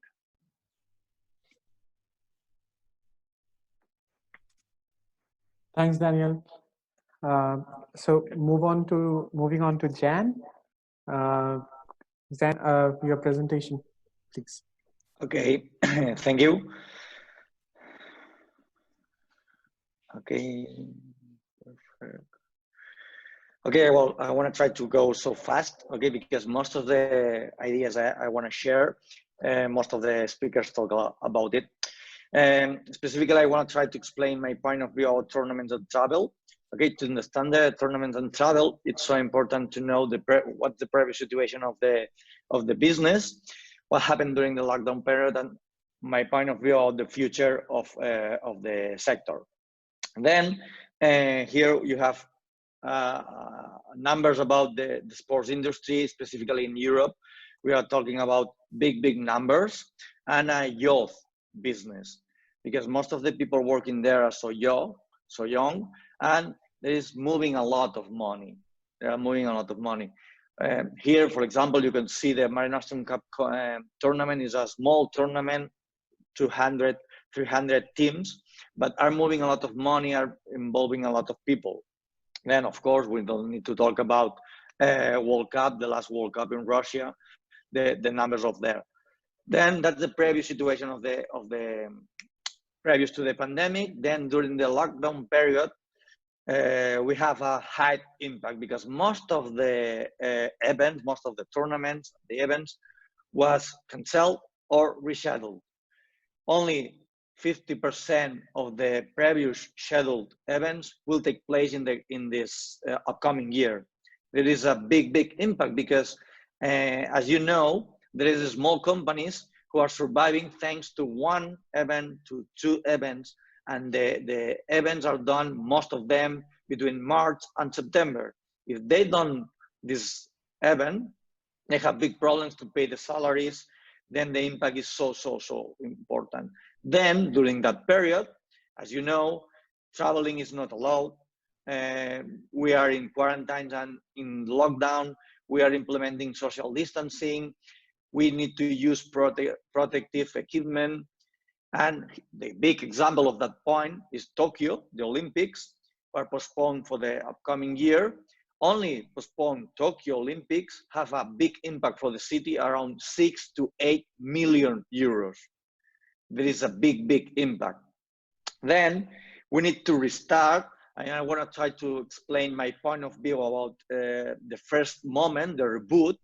It's so important to follow the WHO recommendations, to follow the protocols here, and to know what's changing. The previous speakers, the first one, talk more about the planning, the operational phase, the post-event phase. Here, for me, the most important will be the risk communication and the risk implementation of what happened, for example, if we detect one contaminated people.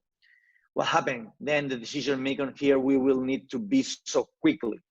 Then here, my question is, the current protocol, for example, we saw Bundesliga, La Liga is upcoming, are easily adapted to other competitions or levels. For example, what happened with a youth academy with not money?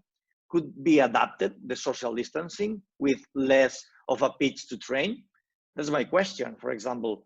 Or for example, if we talk about business, the new budgets will be affordable and efficient, because I think in the coming moments, we will have more costs and we have less income. Then, are be efficient, these events? We need to think about it. Then, I think in the upcoming future, we will talk with the short term before the vaccine arrives, or in the long term after the vaccine.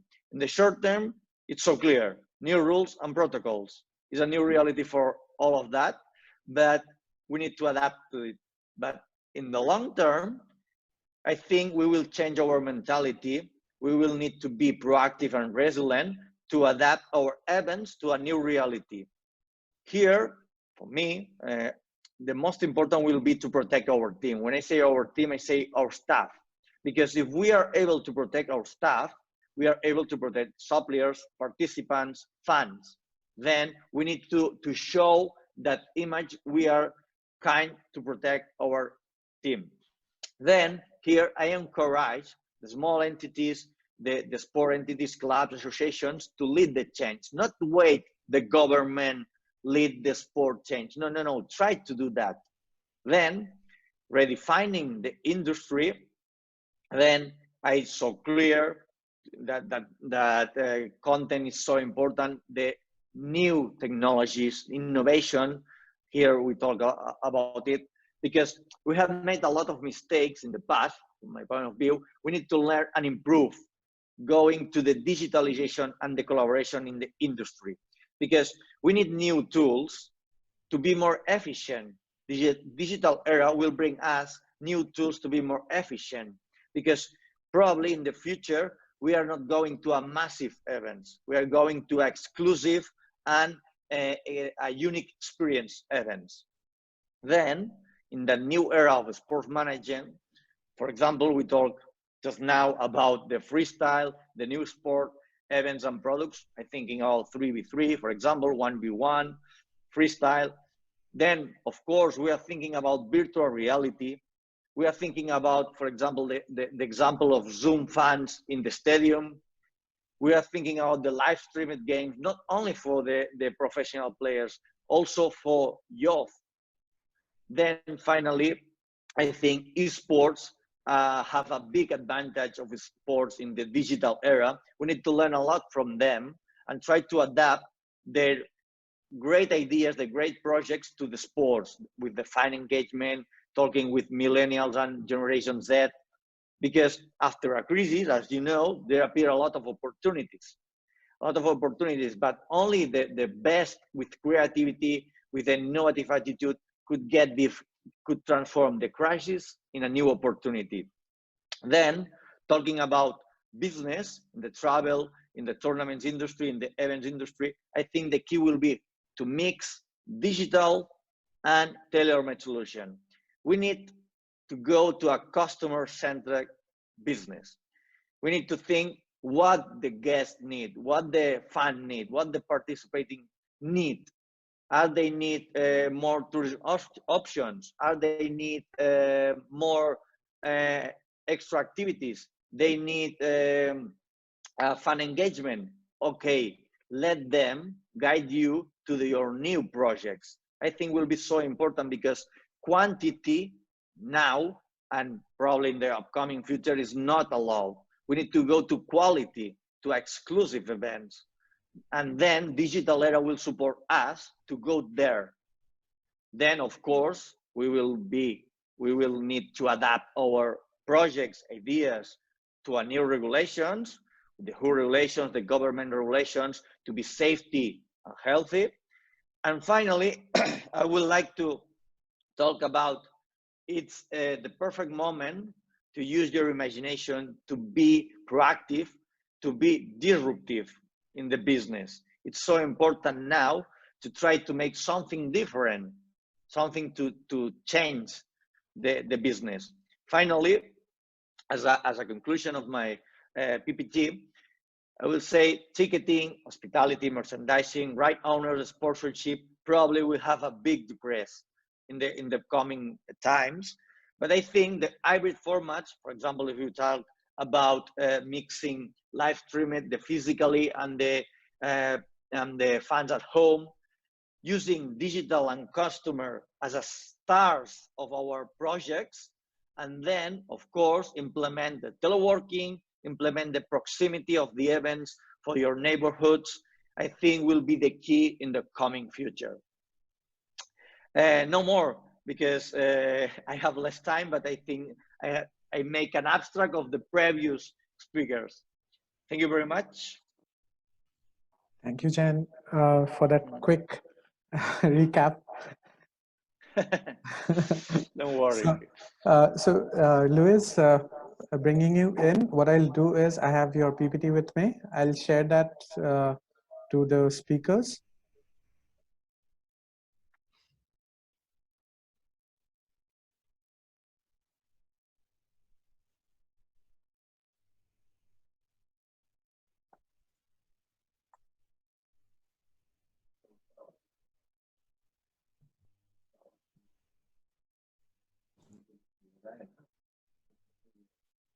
Yeah, Luis, I think you have to unmute once. Okay. Yeah. Hello. Yeah, we can hear you now. Thank you. Okay. Yes. Then first of all, a great pleasure to be with you this evening.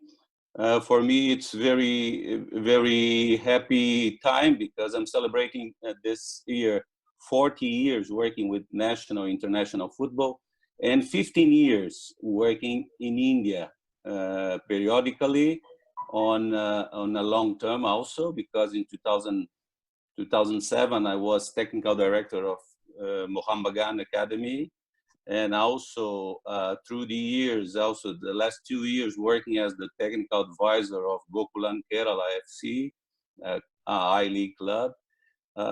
Through the years, we have some cooperation with All India Football Federation. Brazilian players from my previous club was the first club to send Brazilian players to the Indian Super League in 2014. I have been working not only coaching as a physical trainer, but also as a head coach in different countries, Caribbean, Japan, 3 years. I was the head of scouting in Brazil of Shakhtar Donetsk, almost 9 years working on scouting analysis, and most of the players who become successful in Shakhtar was through my scouting. And we are talking today to talk about the football training performance, utilizing technology for the betterment of football. I can say that it's a huge impact on the performance and the qualification of players, the use of technology. You can move on, Mansur, please. Then we can see that through the technology, new soccer kits, new materials were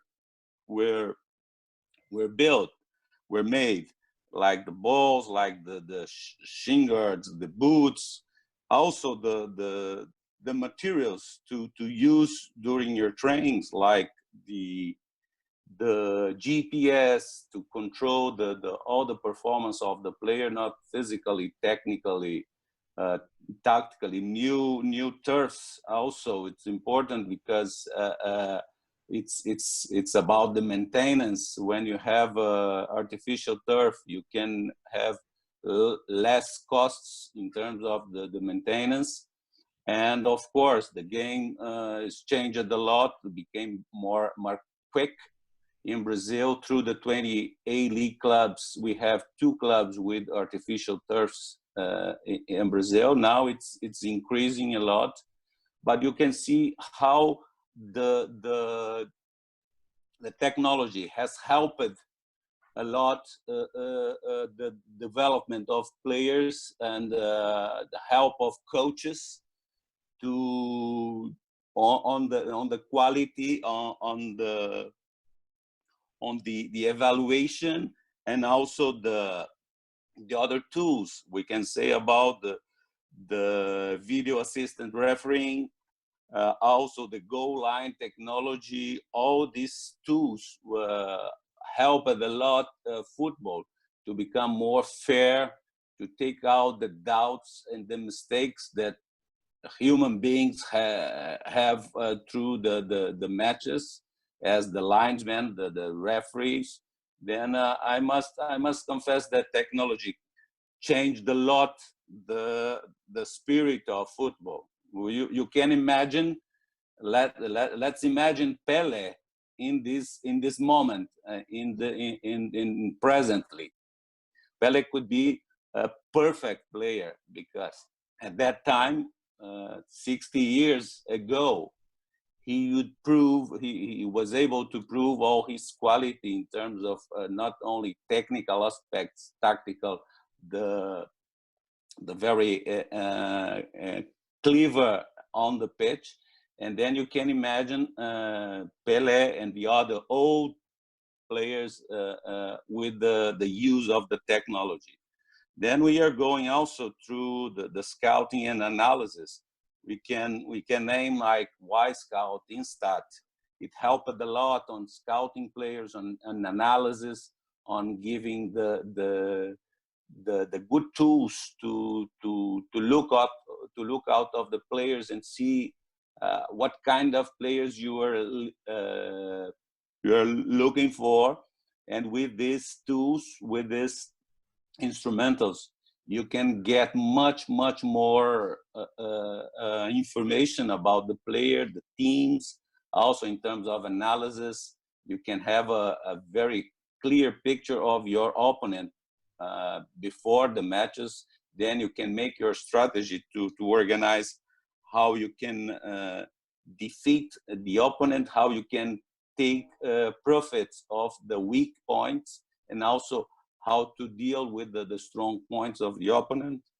Then you can see all the other tools for training, the use of cameras on the pitches for training, to record the actions of your players, of your team as well, and then make some video sessions with the players. showing the mistakes, showing the points to be worked on. You can see the football note, which is also like our colleague from Oculo showed, also very important tools to improve much more the performance of the players. And then then we have the stadiums also with a great IT structure. Now you can make a great environment in the match day event. We can use the AR and VR for entertainment. There is a huge possibility to use the places on the stadium and gather more and more people involved on not only on the match as well, but also before the match and after the match.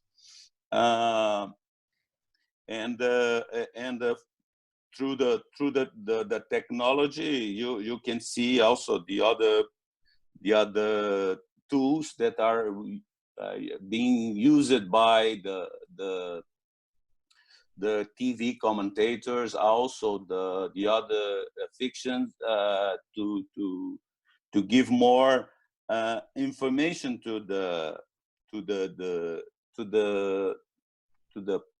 public, the information about the statistics, all the numbers of the game. And then you see the final pages, the use of through the large number of social media, Facebook, Instagram, Twitter. You have every club has its own TV, which can also use to promote the club, the actions, the YouTube channel, the live streaming. Now it's a big moment to use the streaming, because without public on the stadiums, you need to work harder and harder on digitalization, on using the technology to attract more and more people involved.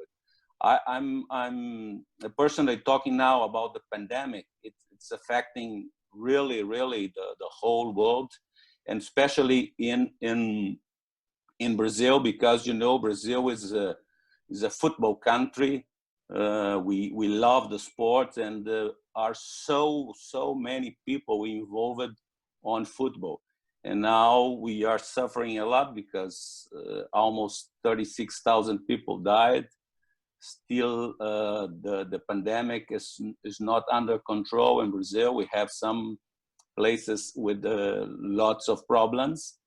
But I think after all this, after the pandemic, of course, we will overcome, because in the past we had lots of pandemics, and the world was overcame, and things will go further. But I think the biggest point to the clubs, especially the Brazilian clubs, is to make the focus again on the youth development, because now lots of clubs are cutting salaries, lots of clubs are not decreasing the amount of salaries.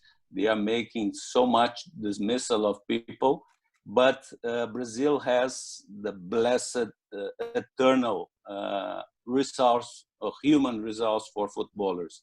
Then most of the clubs now will have to make a very special attention on the youth, on the grassroots level, and to work more and more on the development, on making much more quality players, to not only to play in our leagues, but also to be transferred in the future to another markets. Brazil is still the #1 in terms of providing players to all the other markets. But after the pandemic, I'm very conscious that we'll need to work harder and harder on the youth development. On my last page, there are my contacts, my email, my company's website. At the moment, since 2018, I have been the technical advisor of Gokulan Kerala FC. I have a great affection with all people in Kerala, and Gokulan is a 3 years old club. Is just starting, but this season we have already got good results in the Women's League. We became the Indian Women's League champion and also champions of Durand Cup, which is one of the oldest football tournaments in the world. Then for us, it was a great pleasure. Then thank you again. Stay safe, everybody, and looking forward to meet you in the near future. Thank you. Thank you. Thank you, Luis. So what I have with me are around 5 questions asked through the audience. So I'll quickly go on to the question. The first question is for Richard. Richard, what do you feel, gamification of, that is the gamification of any particular, of football will be more important now, that a lot of clubs are going to look towards that aspect to maximize revenue? So gamification with regard to what, apps and yeah, like that? yeah. What part of the sport are you gamifying there? So, for example, let's say FIFA. Like Ganeshan.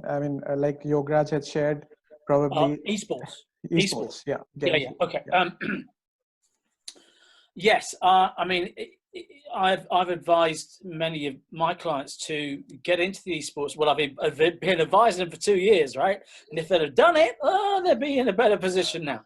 No, I think football clubs' approach to esports has been typical of the way they've approached many new innovations. Some clubs have chucked a little bit of money at it, but they haven't given it a lot of thought. You had clubs 3 or 4 years ago, they'd sign a player. So they would be signing a player who would play in their kit in some game, and you never heard of them again. I think what's happened in the pandemic is you've had tournaments grow up.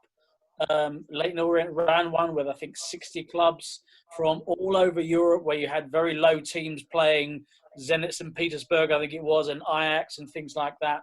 And I do think there is the ability to mesh the traditional sports and esports. I've just done a podcast with the team from the Washington Wizards NBA, because the 2K league there has been going for a few years.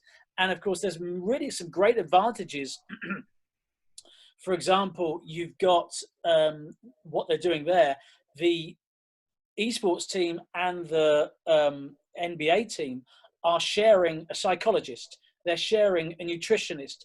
They're sharing a dietitian. They're also sharing a sponsorship and sales team, because, of course, the sponsorship spaces on the virtual court are precisely the same as the advertising and sponsorship spaces on the real court, because the virtual court is based on the real court. So that's the massive advantage of esports linking with traditional sports, as opposed to a Man City or a Man United buying a player who played in CSGO or League of Legends or something like that. So that'll be the interesting thing, is whether a football club buys a FIFA player that plays in a FIFA tournament, NBA stays in NBA, or whether they do go into the wider world of esports, which is the long-standing titles that have been going for 20 years, even a ubiquitous title like Fortnite,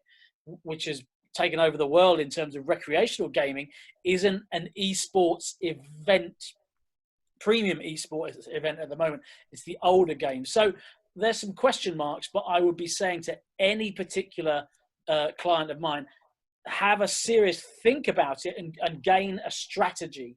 an entrance strategy at some point in the future, because esports is not going away. My son at the moment is upstairs, and I'll be dragging him off after I get off this conference to go for a walk, because he's going to spend all weekend playing his game if I let him. I could not have put it better, Richard. I mean, nobody could have put it probably better. And IPL teams, by the way, IPL teams should be doing that, because I'm a big cricket fan. I've just written a book on cricket. The 100, for example, the 100, just to go on for a second, the 100 is a new tournament starting in the UK, 100 balls, so slightly less than 2020, blah, blah, blah. They haven't got a gaming strategy. Ridiculous thing. They haven't got a gaming strategy. They're going for a younger demographic. Why is there not a mobile phone 100 game? Okay, if you want to get a young family demographic, get the kids in, and you get them in via this thing. Yes, true. A follow-up question to Siddharth on this, very similar. Like one of the questions which was asked was, like, do clubs have to take legal permission from EA Sports to broadcast FIFA matches between their players on social media channels? This was one, sort of a general question was there. And the question which we had is, adding on to what Richard said, do you feel how this technology, which you guys are already working on in cricket, would be implemented in terms of, let's say, ISL, or for that matter, any other leagues? No, so like just to tell about IB cricket, like what Richard also mentioned. So similar to what an example he gave about NBA. So this thing we have already done with IPL teams. So as I was mentioning, like we have partnered with IPL teams previously. So what Correct. we did for them is, like, when the matches are happening inside the stadium, we are doing activations for their sponsors. So when I'm talking about a VR headset inside the game, when you put the headset, you are inside the stadium itself. So what people see over there is like a real stadium. All the brands are being activated. There's the sponsors, and you can obviously, like, you're facing the real players. So if I'm talking about cricket, so if we had our partners as CSK, so people can actually turn around and see Dhoni, and obviously they can see the branding on top. So brands are getting activated there. There is engagement, and everything is going on, like how it's being done for NBA. Right. So just to see, how soon can we see, let's say, matches happening between closed door footballs, closed door stadiums, and how soon can we think about attending it via VR, according to you? No, definitely, like if we get that sort of a request, we can start working on it. But I think this thing will sort of start phase by phase, where we first introduce the concept of VR through, like how Richard was also mentioning, like maybe we'll have a small game where people can just play inside VR, just to get a feel about football. Then they can also see a 360-degree video of the whole stadium. Then step by step, like version by version, we'll come on to that. But like from a development point of view, it would not take much time to get a game like this, or get a software built which will enable us to see a live match as well. Yeah, I think I'd like to put the EA Sports question to Pedro, because I think he's better placed to answer that. Do clubs have to take legal permission from EA Sports to broadcast FIFA matches between their players on social media channels? So it's a difficult question. Normally, EA tries to control these different types of tournaments. I was working on the Portuguese league. There are EA Sports is promoting more the FIFA Ultimate Team foot mode, okay? But there are other modes that the clubs wanted to do and that we wanted to organize at the tournaments. And in the end, to get their support, especially when you have a wide audience, that you need to take care of servers, of whitelists, and so on, you need their support. Otherwise, it's very difficult to move ahead. So I don't know particularly on every single sport, but if it becomes something official and with, let's say, in channels like Twitch or some other channels, then I think that in practical terms, you need to get their support. Great. Pedro, do you think, what sort of new trends can we expect? Just if you want to give an overview. And for this, I'd like to come to all of you one by one, starting with Pedro. Well, I think that one of the things that can change a lot, it's the introduction of the 5G. Okay, because nowadays, we mentioned here content is king. Some of the clubs are saying that a content officer, whatever title you give it, it's going to be more important in the near future than a financial officer, something like this. And with increase of the, let's say, the data capabilities and the latency going down, I think it's very promising. A lot of things can be done. We talked about AR, about VR, about several things. So, the sky is the limit. I'm sure that there will be a lot of innovation, but this will be the major technological change in the short term, from my point of view. Okay. Mel, your views on this? Hi. I think as far as I'm concerned, where we're at, I think at the innovation side, that's getting the more and more innovations coming into the football game, into the sporting world in general. We're hoping around this period now that this innovation will probably take over, because there'll be less money spent on transfers, and we're kind of pitching this system at talent and at youth level, from youth level all the way up. So where they would spend on transfers, they would potentially spend on actual developing the players themselves. So I think from our perspective and from where I'm looking at, I think there'll be a bigger trend to tools that'll help the younger players or the other players in general at the clubs, and hopefully get them better, where we kind of offer something a little bit different. We can improve reaction time, and which kind of helps. That might add on transfer value as well going forward. So I think we're just trying to give some kind of impetus to players to get them better, I think, and that's where. Thanks. Daniel? Yeah, just a real sort of satellite view on my opinion on innovation in football, I guess, at the moment. And despite the ever increasing size of the sport and the finances involved, and the size in general of the clubs and the fan groups, what's really exciting for me right now is the space that leaves for innovation, and for smaller players to be literally rewriting the rule book here and coming up with new ideas, new adaptations of how to use, whether it's VR, AR, gaming. There's so many ways that this can evolve going forward, and it gives a chance for any market, any individual to make their mark, really.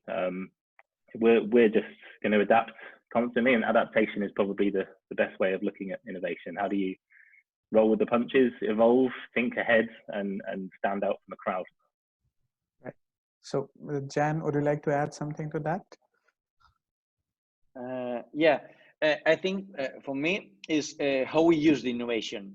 Is innovation only going to the business, or is innovation going to safety, going to the customer, going to bring a better experience for the fans, better experience for the participants? If we take the innovation to that side, I think we are going to a customer something, as I explained, because I think the future is going to an exclusive events, but not exclusive for money, exclusive with a unique experience. We need to take the innovation to give that unique experience. I think that's much my point of view. Right. Thanks. So, thank you everyone here for your time. We, as usual, we have shot over the time limit, but again, such an informative session, such great views, great information. I'm sure it would have been loved by all the attendees, as well as we got to learn a lot, and we look forward to having more of these with each and every one of you, and keep interacting and keep innovating together. Like Richard said, like Daniel mentioned, keep working together. We're looking for a lot of future collaborations, and so probably soon we'll emerge on top with a collaborative approach and taking each other forward. Thank you very much. Thank you very much. Stay safe, everyone. See you soon. See you soon. See you soon. Thanks, everyone. Stay safe. Thanks. Stay Okay. safe. All right. Okay. Ganeshan, I'm gonna, we have a quiz for the attendees. So Ganeshan is going to host the quiz for the attendees. Yeah.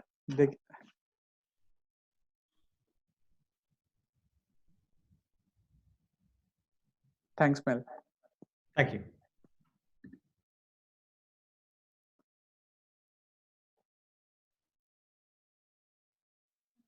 Yeah, thank you, Mr. Manshu. Once again, for all the attendees, we'll be having the last time block of the quiz.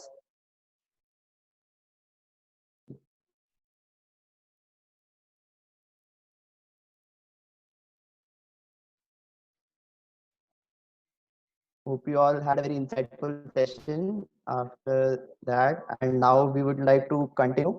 So, talking about the modern time block, which is from 2014 to 2020, when we saw the introduction of the ISL and other major developments which took place. So, this was the agreement between the IMG Reliance and the AIFF called the Master Rights Agreement in 2010, after which a 15-year deal was signed, and the first Premier League in India would be there, the Indian Super League. And with the commercial investment, the AIFF agreed to continue with a Premier structure. They had a lot of commercial investments, they had sponsors, they had partners, which evolutionized football in the country. After which we also saw the Baby League emerge, which the AIFF launched in the year 2018 in respect to the FIFA development program, was a major initiative towards that. And it is actually the building block for football in the country. So keeping that in mind, AIFF had a very strong view to start the Baby League, and it is being enforced in various areas of India. After which we also saw the coach education programs leading with the grassroots leaders course, where a lot of coaches from different parts of India working at the grassroots got the knowledge and the technical know-how from the experts, and would actually lead the grassroots initiative and uh, having a ripple effect over other coaches as well. And finally, we saw a lot of other developments, the huge FIFA Under 17 World Cup, where India was the host nation. And we saw a lot of young players producing and showcasing their talent at the national level, at the international stage, and huge success in terms of the viewership, in terms of the broadcasting, what we have with Star Network at the moment. And this has actually created a ripple effect for the future generation as well. So keeping this time block in mind, I have a very few interesting questions for all the delegates. So without wasting further much time, let's move on to the final segment. Also, we also had the Indian Women's League. So we had a very famous introduction with the likes of the IWL, only 6 teams, but yes, they had a major influence in women's football as well, leading to a lot of initiatives taking place at the moment. So the first question for all the delegates for this segment: which foreign player scored the winner for Chennai FC in the ISL final of the 2015 edition? Was the thriller of a match? The first option, Rafael Augusto. Was it Bruno Pellissieri, John Steven Mendoza, or none of the above? It would be great if you can mention the name of the person rather than the option. The next question: who was the captain of the Indian team at the FIFA Under 17 World Cup? A lot of people who viewed, was it Jackson Singh, Dheeraj Singh, C. Amarjit Kiam, or D. none of the above? It was a very famous tournament where India created history by hosting it. Moving on to the next question: which of these teams won the 2017 Mizoram Premier League? If you follow that league, was it A. Chanmari FC, B. Aizawl FC, C. Chingaweng FC, or D. none of the above?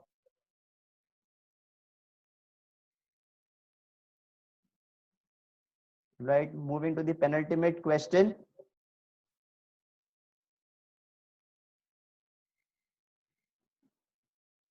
So actually, there's a small glitch, but I have the questions for you.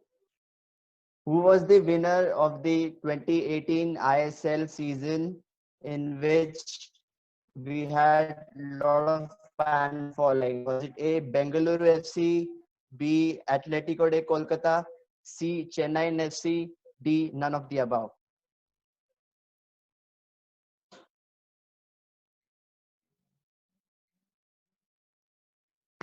And finally, moving on to the final question. Who was named man of the match in the final of the 2014 Indian Super League? Was it A, Steven Mendoza, B, Sunil Chetri, C, Amrinder Singh, D, none of the above?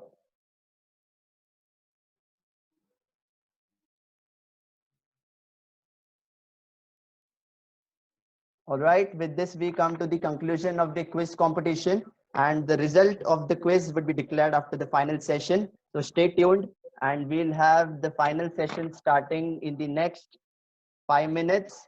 So please stay tuned. Thank you so much.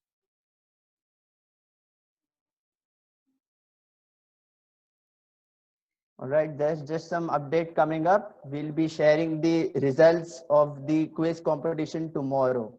Thank you.